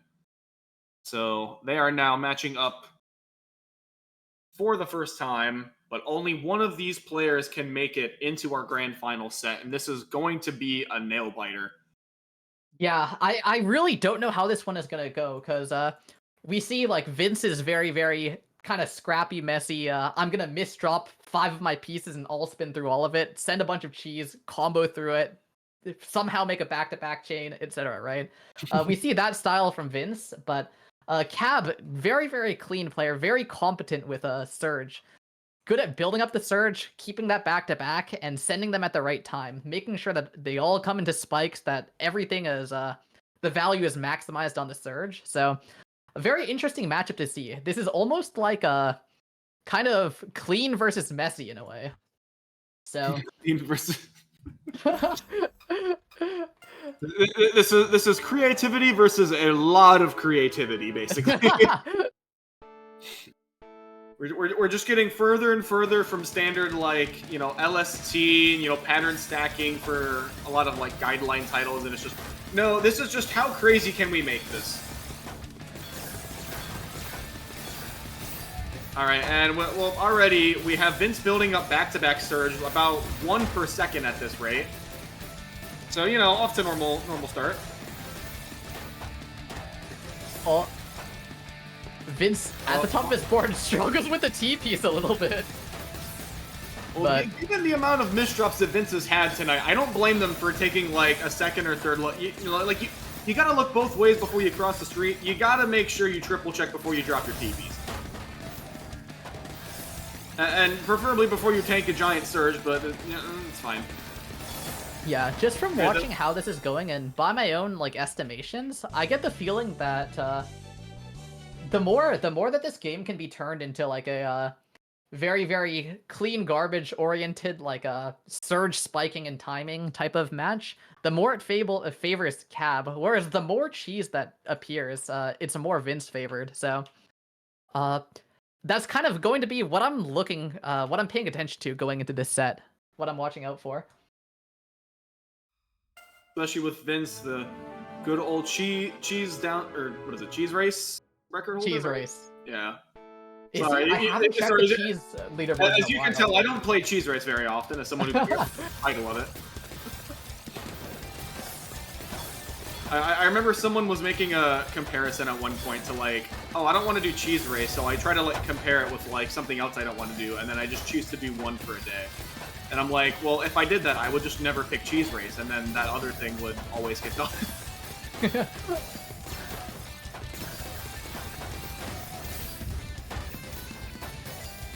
A little bit of scary play there from Vince. Able to calm things down. We've got that side well.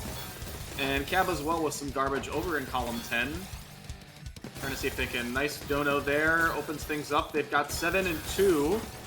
Might be able to. Big back-to-back Surge coming out from Vince. Gets that 7. It builds some cheese onto Cab's board. Cab is going to break as well. And now both players having a kind of messy garbage board going on. Cab's going to be the first one to downstack through it.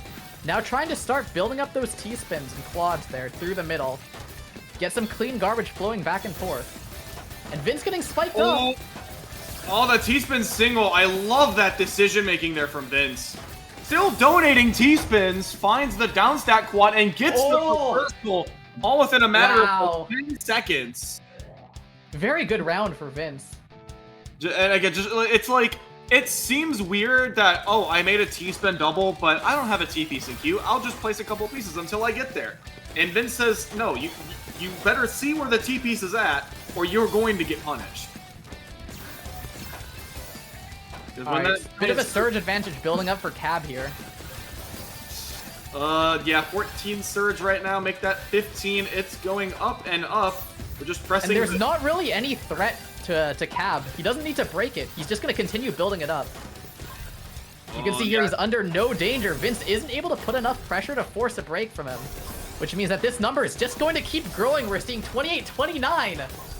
Yeah, you have to find a way to like force a poke but at this rate, it's just not looking too good. The number keeps going up. Sends it off at 37. Huge spike from Cab, and there's no way to defend against that.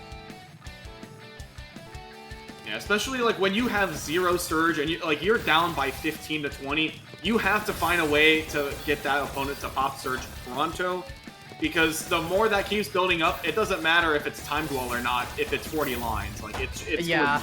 Out. But at the bare minimum, if you're able to force it while you have some clean garbage, you can at least offset, you know, a 20, even a 25, and still stay alive. I also think that might be one of the first tournament matches I've really seen someone push past 30. And honestly, I don't blame Cab, because it kind of was necessary given these players. But yeah, I mean, like, if you can, you go for it, right? Like, if it's being allowed, because you can see that, like, Vince was trying really hard to just, like, anticipate that break. And because of that, he wasn't able to, like, be as offensive as he really wanted to.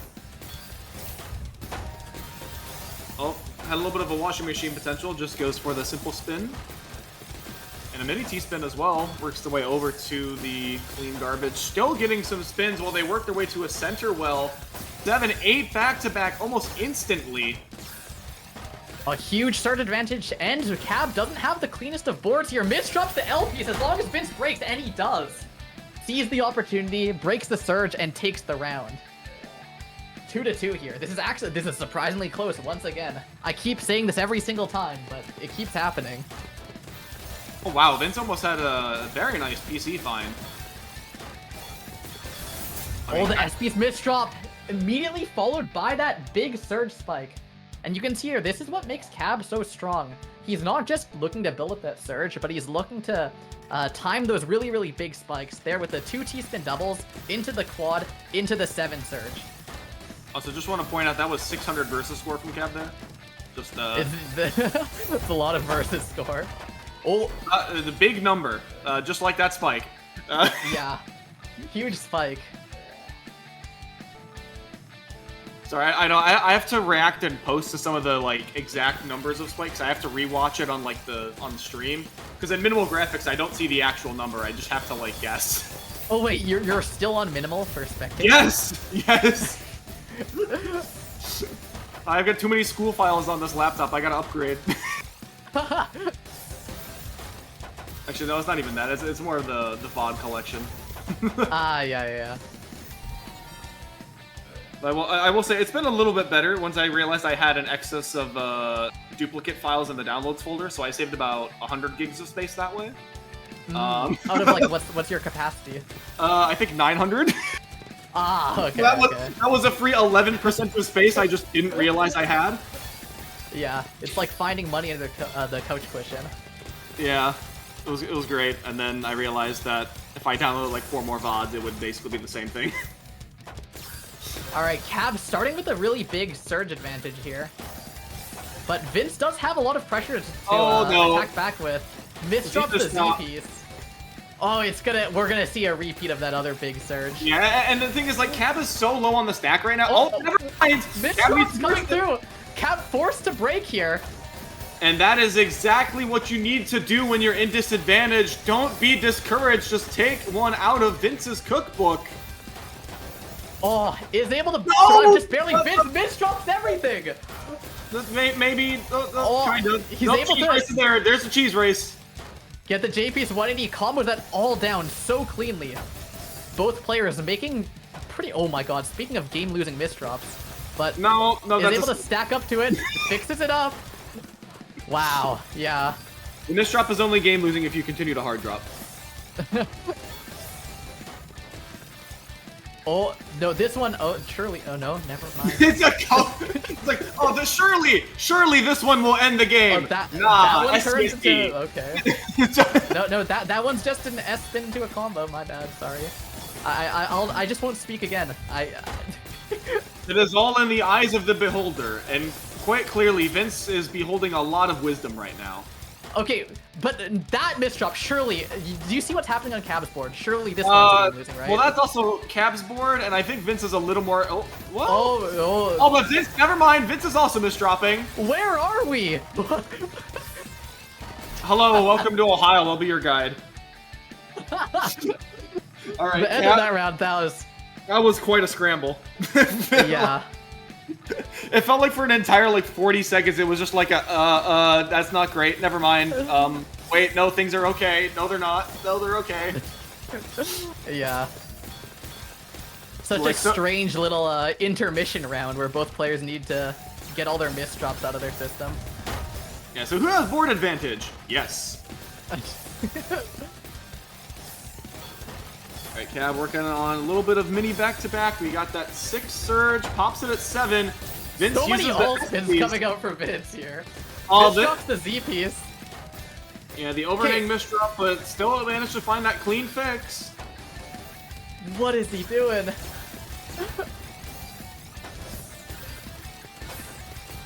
Alright, Cab's got a very clean board here. Sends off that 13 surge. Vince can't cancel all of it. Is gonna have to eat some of that garbage here. And now he's just trying to skim off, use that defensive canceling. Okay. Oh, the well has been opened up for Vince. Able to Aw. get down to it, but Cab has this surge advantage. Is gonna try and send off here. It doesn't really do much. Vince misdrops the TPs over top of it. I love that because it was already a TP send hold at that point, so I was like, well, if at first you don't succeed, just use the second one. Yeah, okay. This one ends it, right? Oh. Oh, okay. Okay. It took a I'm misdrop being wrong. on, it took a misdrop on line 20 for that to finally top out Vin. Yeah. Like the board needs to actually be on the top of the screen for Vince to finally be like, okay, maybe that was a little bit too much. A little too much tomfoolery for today. Alright, and now we're starting out here. Vince has that 4 surge, sends it off, gets cancelled by Cab. And now Vince being sent to the top of the board, but is going to be able to turn this into quite a few attacks. Oh, we're And now up we're seeing stacking this though. clean garbage exchange. Surge coming out from Cab. Oh, Vince barely had those skim options up in time. Yeah, very nice multiplier cancel from Vince.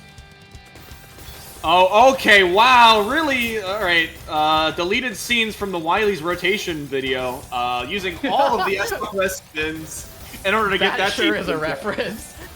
Alright, DT coming from Vince here. Is able to find the down stack here. Multipliers at 27 spike. But Cab has the cancel. Now it has such a huge well of garbage here. Is going to be able to turn this into some back-to-back. And now we see Cab with the advantage here. And the question is how he uses it. Up to 11, but it is sent up, forced to send.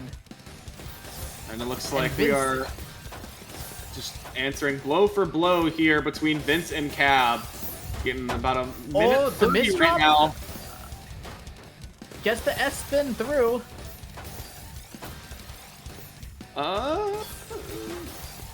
Okay, sorry, I'm making noises. I'm singing. Oh, there's Oh, wrong Vince answer. takes another round. There was some very nice cancel timing coming from Cab. I liked his decision making there. Every single time where he built up to 4, bursted, canceled, they were all so well timed. But Vince is still able to find that final spike and take the win. Alright, Cab is going to pattern sack with the center well. 5 pieces per second, and Vince gets overwhelmed by all of that garbage after the Z misdrop. All right, Cab's starting to carve out his lead here in the set, 4-7. Oop, alright. Color clear there from Vince.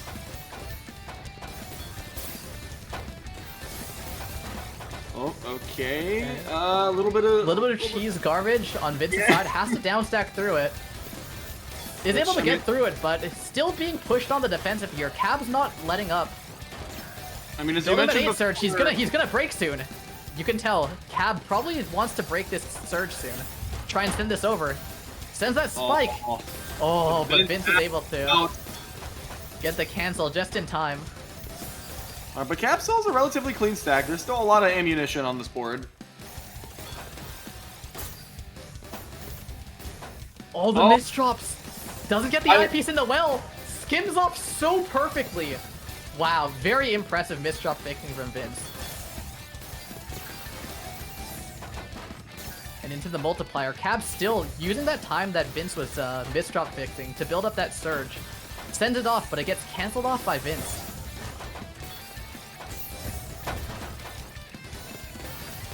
And we're seeing a lot of the time in this set, we're seeing Cab getting a lot of these really big surge advantages, but they don't seem to be amounting to anything. Vince has been able to cancel off pretty much every single one of them.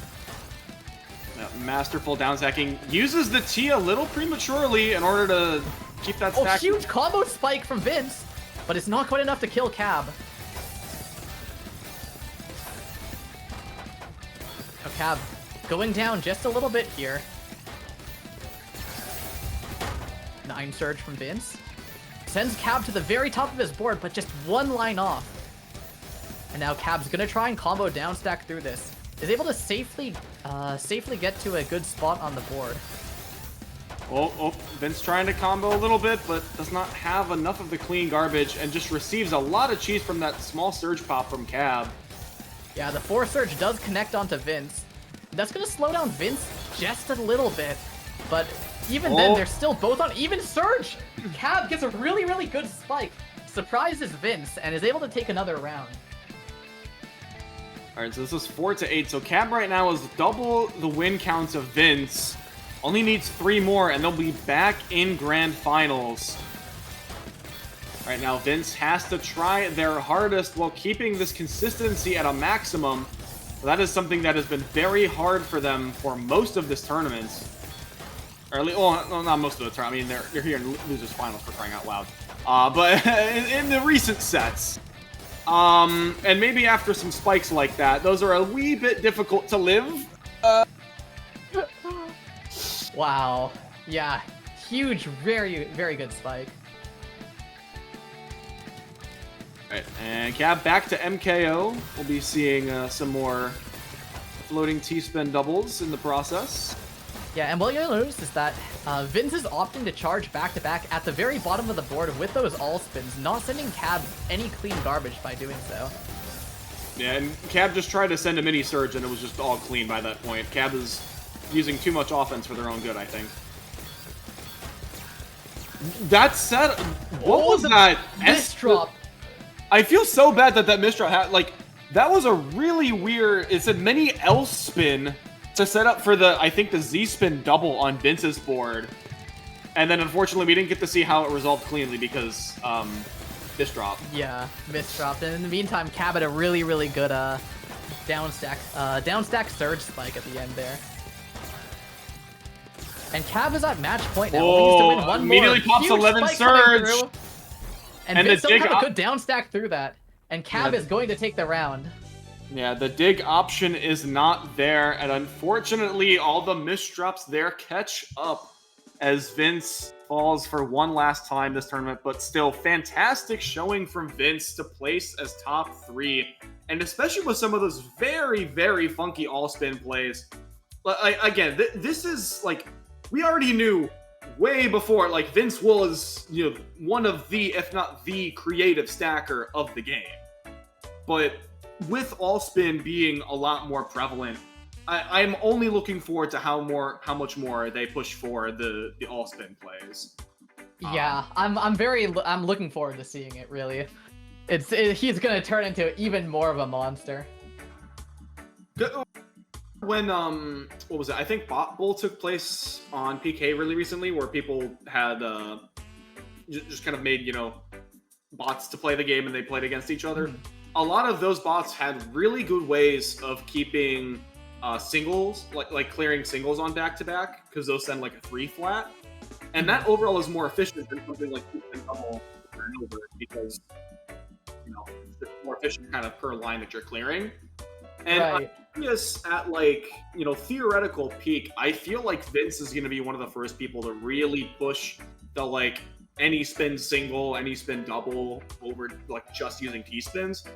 And it's like, I don't know how long that's going to take for that to, like, really start to develop. Because, again, everyone is used to T-spins, everyone's used to quads. Like, that, you know, it's the all-day, everyday, people know. Right, but I- what's like- kind of different about Tetrio in this case is that they're still only really sending one line of garbage when they're back-to-back, right? They send 0 or 1 line of garbage. And so the advantage is delayed towards your surge. So there is still like a very, very there's the right times and wrong times to use them, right? where they don't defend you at all, right? They don't apply any pressure. So you need to be very tactical about when you use the all spins, not just seeing them. So we've got Shark coming in from winner's side. So Cab will have to win 2 back-to-back sets, not just in Tetra League, but in first to 11 plus 2, which, is a little bit scary. But then again, if this went to 14-12 in winners, this could be a multitude of outcomes. Mm-hmm. Probably not a sweep. I think you can hear my knocking. Yeah. But I at that point, I feel like you would just hear me leave the server at that point if something that drastic were to take place in a grand final such as these. Yeah. So, yeah, we're seeing the rematch between Shark and Caboozled, and the thing is, I don't think I certainly wasn't expecting Shark to be able to win that first set, but I mean, maybe Shark surprises us again, is able to take another set against Cab. Oh, all right. So we're getting the heads up. I think Promo is trying to do an ad break for stream now, just to make sure that we we don't get it during the sets, which I think is definitely a good idea. However, that also means that I think only subs are probably going to be hearing this commentary. So, oh, and I guess Promo is playing in the warm up. Look at this. Never mind. We're not. All right, Promo is not playing in the warm up. Let Promo join them. What's wrong with that? Mm-hmm. He should have just played. Yeah, unfortunately, the non-subs of the channel did not get to witness the tomfoolery. Alright, we've got TKI answering TKI for this first set. And I think Shark is definitely going for the LST. Cab, I think, is just freestyling right now. But I guess maybe that is what you want to warm up. Oh, the nice high spin. I mean, wasn't a spin, but it's fun. Okay, some cheese on Shark's side. And meanwhile, Cab's wasting no time in building up that back-to-back. Over to 10, sends it off, and Shark can't get down. And Caboozled Pie is going to be your Apple Orchard Cup Grand Finals warm-up champion. Oh, wait, I forgot. Wait, didn't Vince win the warm-up from last set? I think so. Okay, alright, well, so, moral of the story, the prediction worked once, and it's all been downhill from there.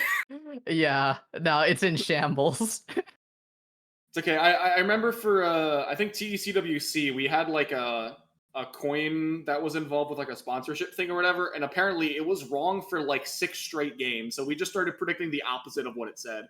And it was Yeah. slightly more accurate. Alright, I don't really have a coin to flip. I could throw my phone in the air, but I don't really want to do that and say heads or tails.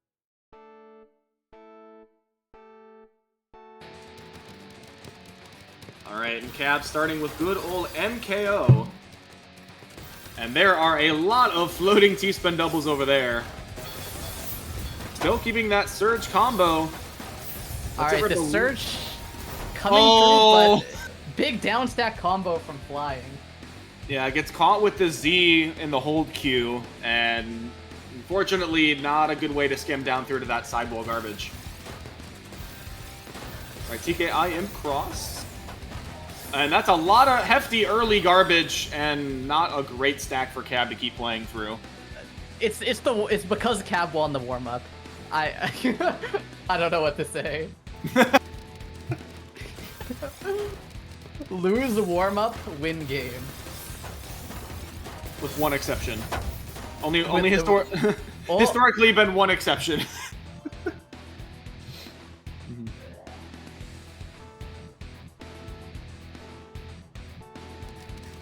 See, we've got chat talking a lot about cooking, but see, I have a little proposition to make, right? Because there's this nice quandary that's been concerning me, that we are allowed to bake cookies, but we cook bacon, and that gives me a slight amount of Angor. Wait, we bake cookies, but we cook them. Oh shit. Oh, yo, true. Sorry, just casual shower thoughts in grand finals. My apologies. Alright, well, thankfully we're still in mid-game, but at the end of that tangent. So we've still got... Oh, alright. Wait. S-spin donation from Cab. Okay. Apparently We bake 1,500 in the cookies, pot. but we cook bacon. Correct. That's crazy. Don't you love English language? It's great. Alright, and Cab is still doing more floating T-spins as we're losing our minds over here. Still keeps that center well going. Really big combo into Surge into Mistral from Cab.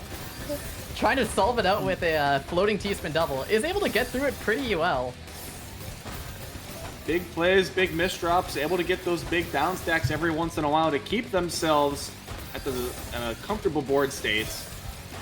And both players, we are striding well above the 400 versus mark. Almost pushing Surge 5 comes with up from damage. Cab, but gets punished. He's now defenseless here. Can't find the down stack. And Shark is going to take another round. Oh, and it's going exactly like the previous one went. We're gonna see Deuce again.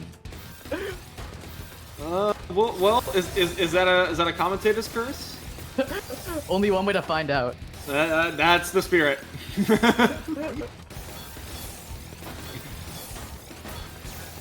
Alright, well, 9 back-to-back right now from Shark. Cab right now is on a back-to-back deficit.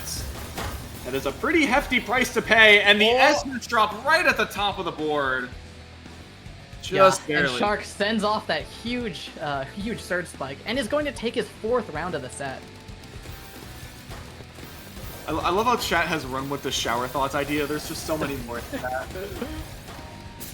The Shark has been playing so well today. I'm so impressed.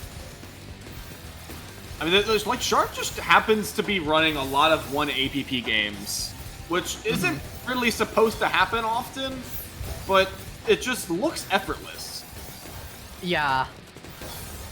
All right, A and lot yeah, of these really, really clean solutions. Good back-to-back holding. Good surge timing. yeah, and you can tank that. That covers the giant offense there from Cab. You know, a whole Sends like off that dragon- surge. Now Cab tanking it, but it's a lot of messy garbage over to him. And in the meantime, Shark has a misdrop there that he has to deal with. Oh, Ooh. that's It greedy, wasn't a but misdrop, but very greedy, yeah. and pays off. We are at 7 back-to-back while still maintaining this 1 APP pace. And honestly, Cab is not that far behind. Like Alright, sends it off, 270 and over now 250. Cab was able to cancel that. Now sends it back as the surge spike. Misses Oh, the eyes! I Shark cannot misses the well by 1 block. And Cab is able to take the round. Just barely. Alright, the early O, but we will not see any 6-spin, SDPC, or other early O openers. Oh, wait. No, never mind, that was just... okay. For a sec, I thought, like... I saw the TD initially, but then I saw something that looked eerily similar to Extended Stick, and I was like, wait, that's not a thing, right? Like, surely. Well, wait, we're seeing... Shark survives the surge, tanks, and sends it back. The classic pattern. And once again, just like seems to be taking one out of Cav's book, where Cav has been very, very strong with timing these surges a lot, but just seems to be caught defenseless in a lot of different scenarios that Shark has been punishing every single time. Yeah, I'm very impressed with like how intelligently these players are playing the rounds here, with a lot of really good surge timing. Well, pop surge at 6 from Cab.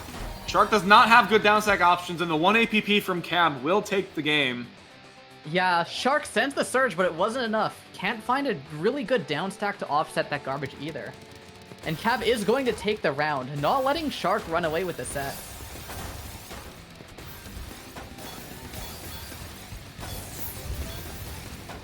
A little bit of mini 4-wide there from Shark. We are building. Oh, up big advantage for Cab, but is able to get Oh, there it multiplier is. coming through. A defensive multiplier from Shark. is able to make it through all of that. Ooh, and the Meantime- hamburger stacking. Helping to Cabba's keep board it- was a little bit awkward there, but he's able to fix it very, very quickly. Shark looking to spike here, but doesn't look like he can quite find enough here. Yeah, the surge popped at 8, and Cab as well sent surge, but that's going to be countered through and through by Shark. So we are going to be quite cheeseless here for a little bit longer. Oh, not anymore. A lot of that surge goes through.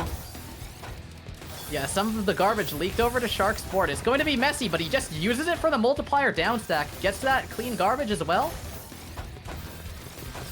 And we're seeing more cheese just appears on Shark's board. It's a battle of the cheese this round. It's got to be careful Oh! there. Wow.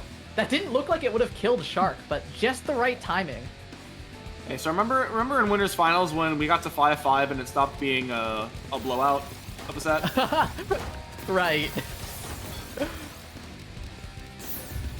I don't know whether to be excited or extremely apprehensive.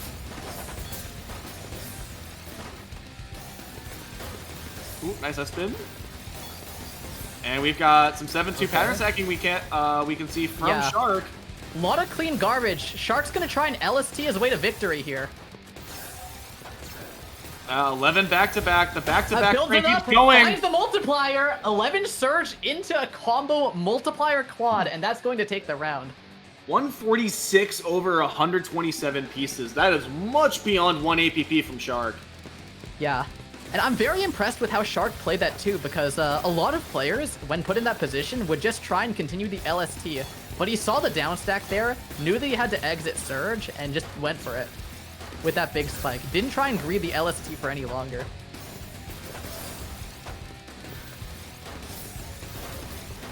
Oh, okay. The fin from Shark. That looked like a misdrop, but it was just like oh, yeah, that's a fin. Never mind. I've got Yeah. the TP coming up. And, oh no, Cab is... Alright, Okay, Cap oh, finds never the mind. multiplier down stack. Meanwhile, Shark sitting on that DT cannon, but greeds it too hard. Doesn't have the T-piece, and dies while holding on to a 12 surge there. Doesn't get to send it off. The DT greed is going crazy. We've got early LNJ, but we do not see any DT cannons to start, but we have seen the MKO from Cab work out quite a few times again. Alright, Shark's gonna be the first one to break Surge here. Meanwhile, Cab being so greedy here. Just waiting for that T-piece. Gets the T-spin into a big combo down stack, but in the meantime, Shark matches that with his combo down stack of his own. And is able to cancel all of it out. Going for that DT here. Not quite enough to... Never mind, I spoke way too soon. Didn't enough to kill Cab. Just a little My bit. bad. I thought he'd survive it. Remember, in the position of a caster, the role is to speak. But the more you speak, the more you control reality. So you have to be very careful with the power you hold. Yeah, my bad. I'm not used to my word bending reality like that. It's great, isn't it? I have so much power. Yeah, watch this incredible all spin that's gonna happen in 4, 3, 2, 1. to Mississippi. Sorry, just wait. Okay, there was no all spin. You've casters cursed the caster's curse. Sorry, I tried too hard that time. That was the issue. Oh, it was a little delayed one there. Nice good spin there from Shark. Okay. Surge advantage coming through for Shark. Is able to try and get that spike through. It is enough, just barely. Cab one piece away from his T-spin. Not able to get to it, can't cancel down, and is able to, and Shark is able to take the round. More donations there from Cab. Not that there's any more stretch goals to achieve, but still going to be going for them nonetheless. 11 Surge on combo as well. Gonna try and deliver as much cheese over to Shark as possible. Barely Shark's staying such alive. messy garbage on his board. He has to try and make it through. Does find it with a my. multiplier, but in the meantime, Cab has a huge surge spike. Is gonna try and send it off, but it doesn't seem to have affected Shark too much. Oh, the fact that like Shark literally just did the Vince Cheese race and then Yeah. Right Oh for- my god, Cab has another big surge ready. He's wasting no time in building up these surges. Is able to pressure Shark really, really hard. Shark just barely finding the eyepiece to get out of this one. But Cab runs out of ammunition and is going to give Shark enough time to make his escape here. Well, there's the nice 180. Beautiful Giant spike board that to did not clear matter. that. The We're seeing perfect garbage Cab for Shark. Send off 10 plus surges over and over, and Shark just survives every single one of them. That was like a plot armor level of garbage for Shark. Just clean where it needed to be, and the rest was already gone. And now we can see here, Cab already trying to start his next surge here. Shark being pushed up so far, is able to make it down and gets that nice J-spin under. And now Cab readying another spike, but he sends it so forces early. the poke. And I mean, look at this as well. Cab is like 1 APP, or extremely close to, at 450 attack. Shark is almost 100 lines behind, but is still keeping pace. Yeah, and this defense from Shark maybe? might come to an end here. Barely gets the eyepiece, but it's not enough. He doesn't have an eyepiece to clear through the well. He cycles the pieces just perfectly. Multipliers with not a quad, but a triple. Gets the T-spin single. Combos gets the multiplier and wins the round. Goodness. That was the quad craziest on round we've 9. seen. Quad on 9 combo from Shark for the reversal. And I feel like Margin Time almost had an impact on that. That was the craziest round we've seen this tournament, hands down. Oh. Oh my god.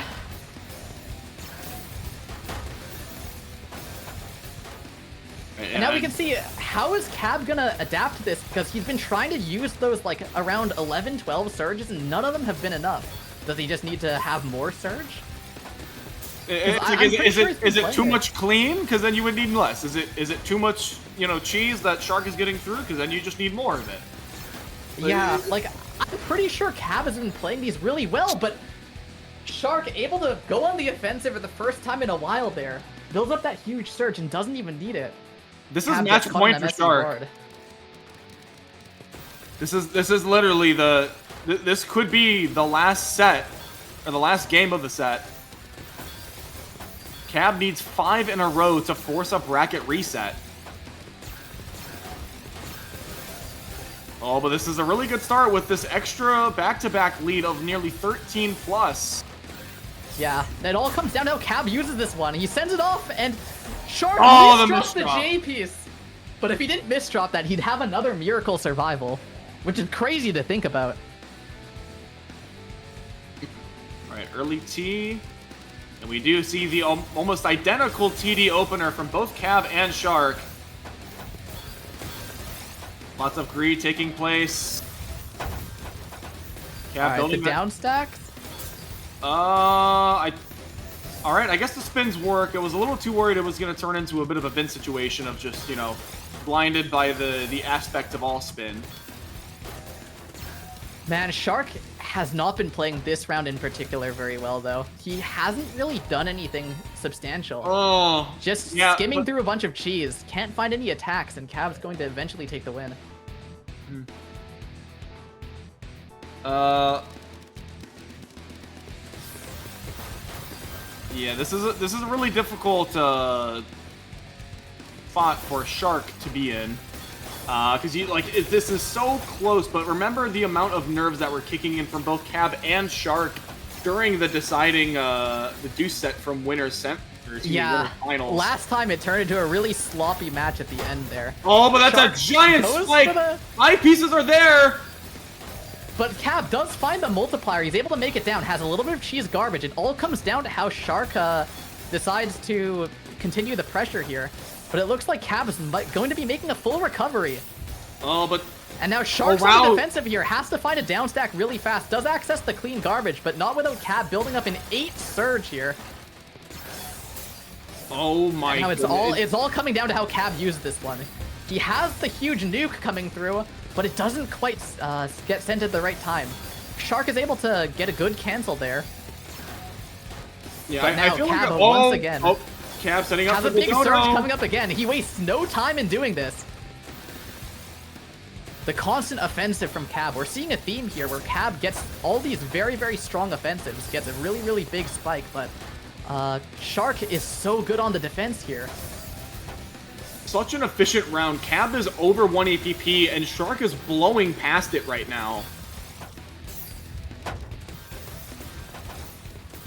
Oh, the ZB's misdrop from Cab. He's gonna try and down stack combo through it. Only some of it gets onto Shark's board. Yeah, I think we're seeing like Shark and Cab are slowing down a tiny bit. They're trying to play this as extremely careful as possible. They know how close these sets can be at peak gameplay, and they All right, we're seeing another surge building up for Cab here. Sends it off, huge spike. Now Shark able to find the cancel here, gets to the eyepiece, and Cab misdrops a little bit too. This might be something. Shark gonna start building up the surge here. For the first time in this whole round, he's on the offensive. Gets that 9 surge. Oh, is going to try and greet a little bit.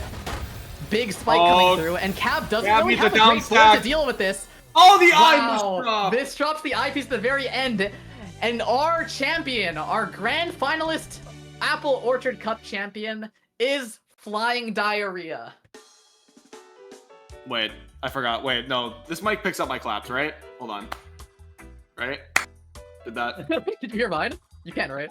A little bit. I hear like a little thud. Well, anyways, you can imagine I'm clapping. GG. I'm not used to that. Usually I can like pound the desk and it just has like a little like whisper in the corner. Now this is like it's everything in the room. So I have to be very careful. Yeah. But yeah, and 11 to 8. Still an interesting statistic to pay attention to there is that Cab actually sent 300 more lines than Shark that set. So Cab just constantly on the offensive all the time, but is never able to actually send that killing spike. Again, it doesn't look like Cab has a flaw in their gameplay, but keep in mind, like, a lot of especially from Winners Finals, I think I noticed it the most, was such incredibly precise timing from Shark, knowing exactly when to send those surges. And, you know, whether you've got, you know, a 4 or 5, whether you're at like 15 plus, they form completely different functions. And I think the mastery of knowing how to use that to its best play is what gave Shark the edge there, and is why they're the ones emerging victorious, not dropping a single set, although I will say did come scarily close in Winners Finals.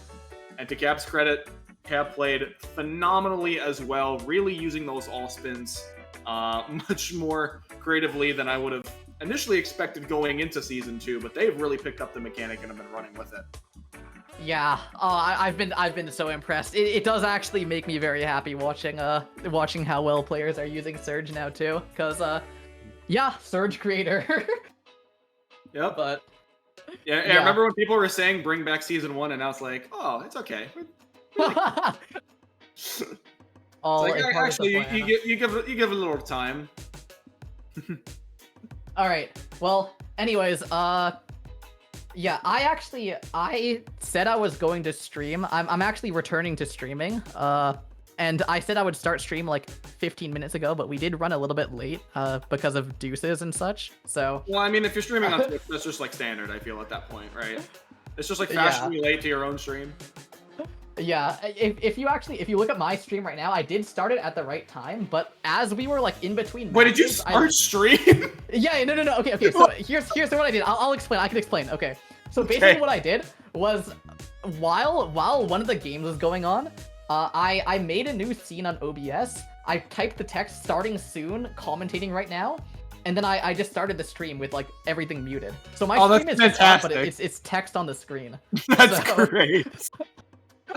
Like, I started the stream mid commentary. Yeah, this is that's great. It's also gonna have a lot of people watching this, I assume, after this event. Okay, but anyways, we'll do our responsibilities here. So we have some donations to read out. Let's see. So right now we have okay. Let's take turns. So thank you to Mitsu for the $148.30 donation here. And that 30 cents is important because it brought the prize pool up to $1,499.99, just 1 cent before the 12-hour stream incentive. And then following that, we had the 1 cent donation from Tazago with the caption of "nice." I think I know exactly when that donation happened during this set, but I could be wrong. All right, followed by $1 from CM Dingo saying "I'm sorry" promo. Followed by a $1.01 donation from Stacking Arena with the cherry on top message. And finally, most importantly, from Ben, 1 cent with the comment, CM Dingo is a serial killer. And if you ever have the chance to talk to CM Dingo, ask him for a picture of his room. You'll agree with him. He is a serial killer. Agree, like that, like they have the same opinion, or like well, yeah, like I mean, I agree with it. This guy, he has the room of a serial killer. You agree with that? I thought you were saying like CM Dingo No. agreed with that. I'm like, are you sure? No. He wouldn't out himself like that. I was like, that's like an incriminating thing to agree to. I feel like that would be a little suspect. And then turns out we had another 1 cent donation from Tazago. And the prize pool total at $1,502 with 3 extra cents there as well for the extra credit. All right. Well, anyways, I have to go tend to my stream now. That's been left on a black screen that says stream starting soon. You can go do that. So, you can go do that. yeah. Anyways, thank you everyone for watching. Thank you to the Apple Orchard Cup organizers for organizing this event, all of the players. Thanks for giving me the opportunity to commentate again, and I will see you all if you come to my stream. All right, see ya. All right, have a good one, Garbo. Promo, I think you're all clear to go on. I'll stay here for company if you need it.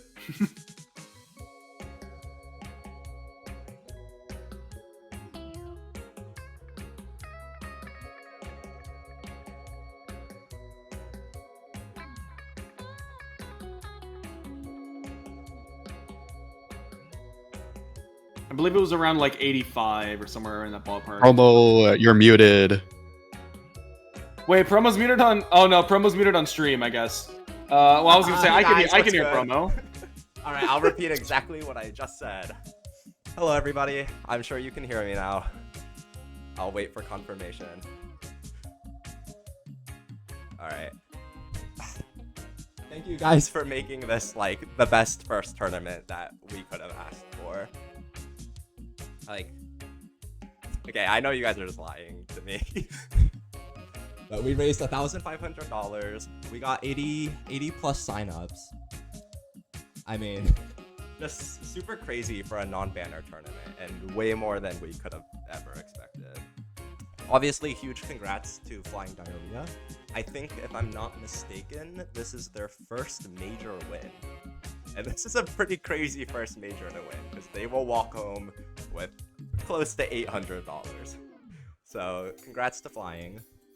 Alright, I'll just run through our credit scene. Try and get through this, and hopefully I didn't screw anything up. Here are our leading organizers. I actually did not contribute that much. CM Dingo selected all our music that you heard in the background. He took care of our bracket today in the Battlefy, and he helped come up with the concepts for logos, backgrounds, everything that you see graphic-wise. He also did the filters for the day-night cycle that you saw. We have Andrew4043, who is already experienced with OBS. He helps do Infinite Finesse tournaments, and he helped teach me how to run OBS today. Helped with the transitions, graphic concepts, and the starting soon screen. CheeseWiz did most of our coding, if not all of the coding, for our brackets, player cards, poster, and commentators. It helped me easily be able to show the graphics to you guys. And then we have our advisors. We got general good tips from these very experienced tournament organizers. They were very helpful to make sure that the whole server didn't burn down in a horrible fire. So thank you to BenXT for helping us with our bracket. where he woke up at 5 a.m. to help us. Thank you. And organizing and contacts assistance. And then thank you to Azura for some coding tips, more organizing assistance, and the draft for the player card, as well as the logo that you see in the bottom right. Our next set of credits is our commentators. Thank you to Skyfire and Quick and Smart for holding it down during most of top 8. I'm really, really thankful that they could show up. We haven't really seen, I don't think we've seen Quick and Smart in a little while, but I'm really glad he could show up. They're an excellent duo, and I'm sure you'll see more of them in future tournaments. And then we have Davo and Garbo. Davo is a very experienced commentator in like all the different Tetris categories, and Garbo is a very experienced commentator who we haven't seen commentate for a really long time, but I'm glad that he stepped up and wanted to commentate because it was a lot of fun listening to that. And we'll...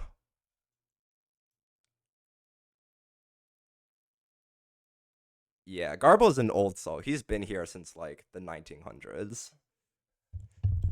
Something like that.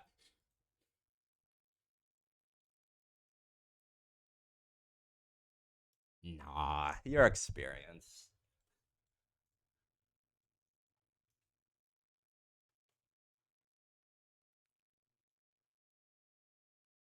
Maybe,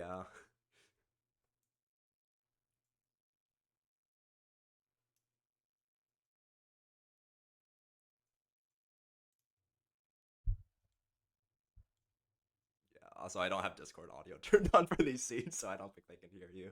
I did not. You're good. I didn't expect to have to be in Discord for these scenes, but you're fine.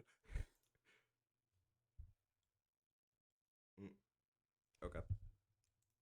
I am not using the wrong mic. Maybe. Let me like... Am I really quiet? I can turn up the gain. They can't hear you. I can turn it up. It's the right mic. I don't know what to tell you. I can just turn the gain up. We're just gonna roll through these credits. You guys can hear me enough. We're just gonna get through this, okay? Credits 3, Fiverr Guy. This is the background you see. The only background you've seen, and the background that we used for almost every single scene. We love Fiverr Guy. Please check him out. Can Ahmad type his link into the chat so that people can actually access it?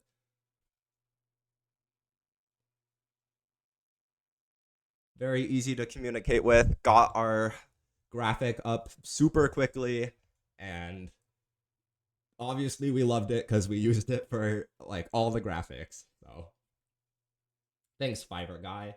Please check him out. And then our last credits, promoters. Thank you for everyone who helped promote us. Puzzle Kingdom, Tawz, Hummingbird Nest, Matchmaking Central, Infinite Finesse, World Puzzle League, Hard Drop, and Galactic. Thank you everyone for helping to promote us and get more people into our event. And then please tell me that the dono scene is working. No, kind of. All right, good enough. I'm gonna run through this super quickly because there are so many donos.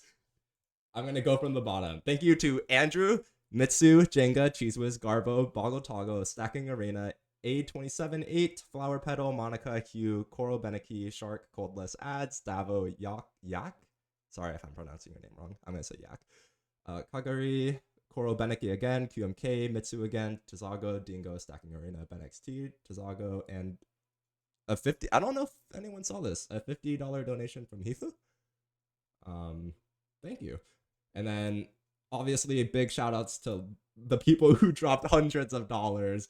Yak with 327, Mitsu with 268, Monica with 200, QMK with 150, Osk or Kagari with 200.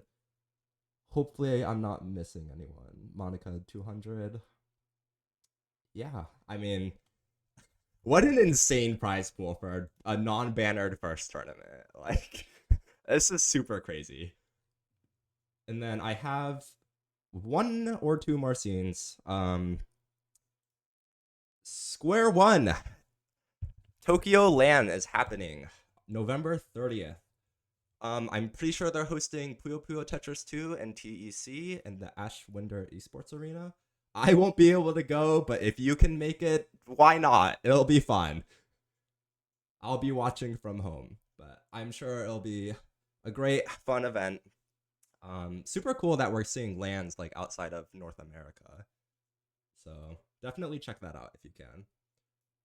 Hoping it goes well. I don't think I have anything else to say.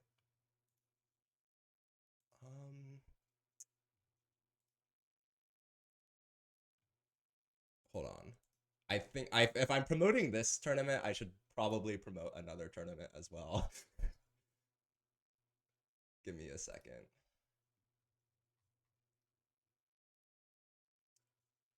Or not.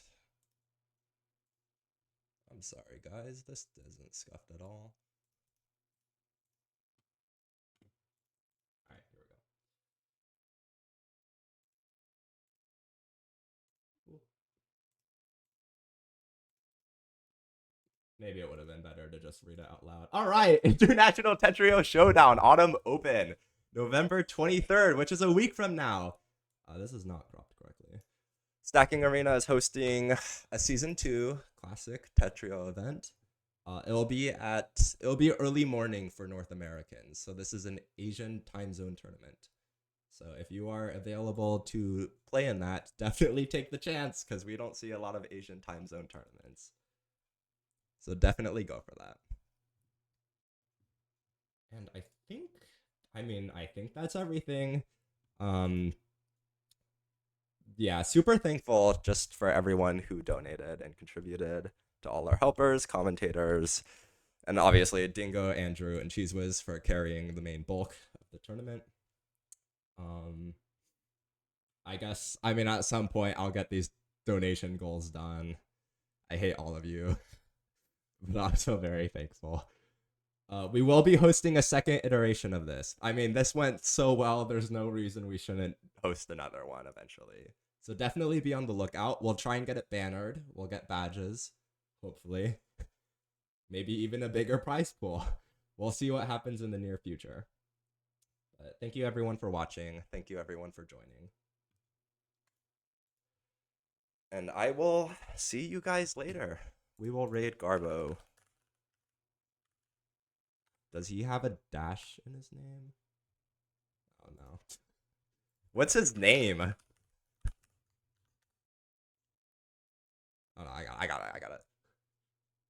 We're good. Alright, I bet he totally isn't expecting this raid, guys. He's gonna be so shocked when he gets a raid from Apple Orchard Cup. He's not gonna expect it. Yeah, I'll make the VOD public. Look out for that in about 2 minutes. I will make it public. Alright, see you everyone.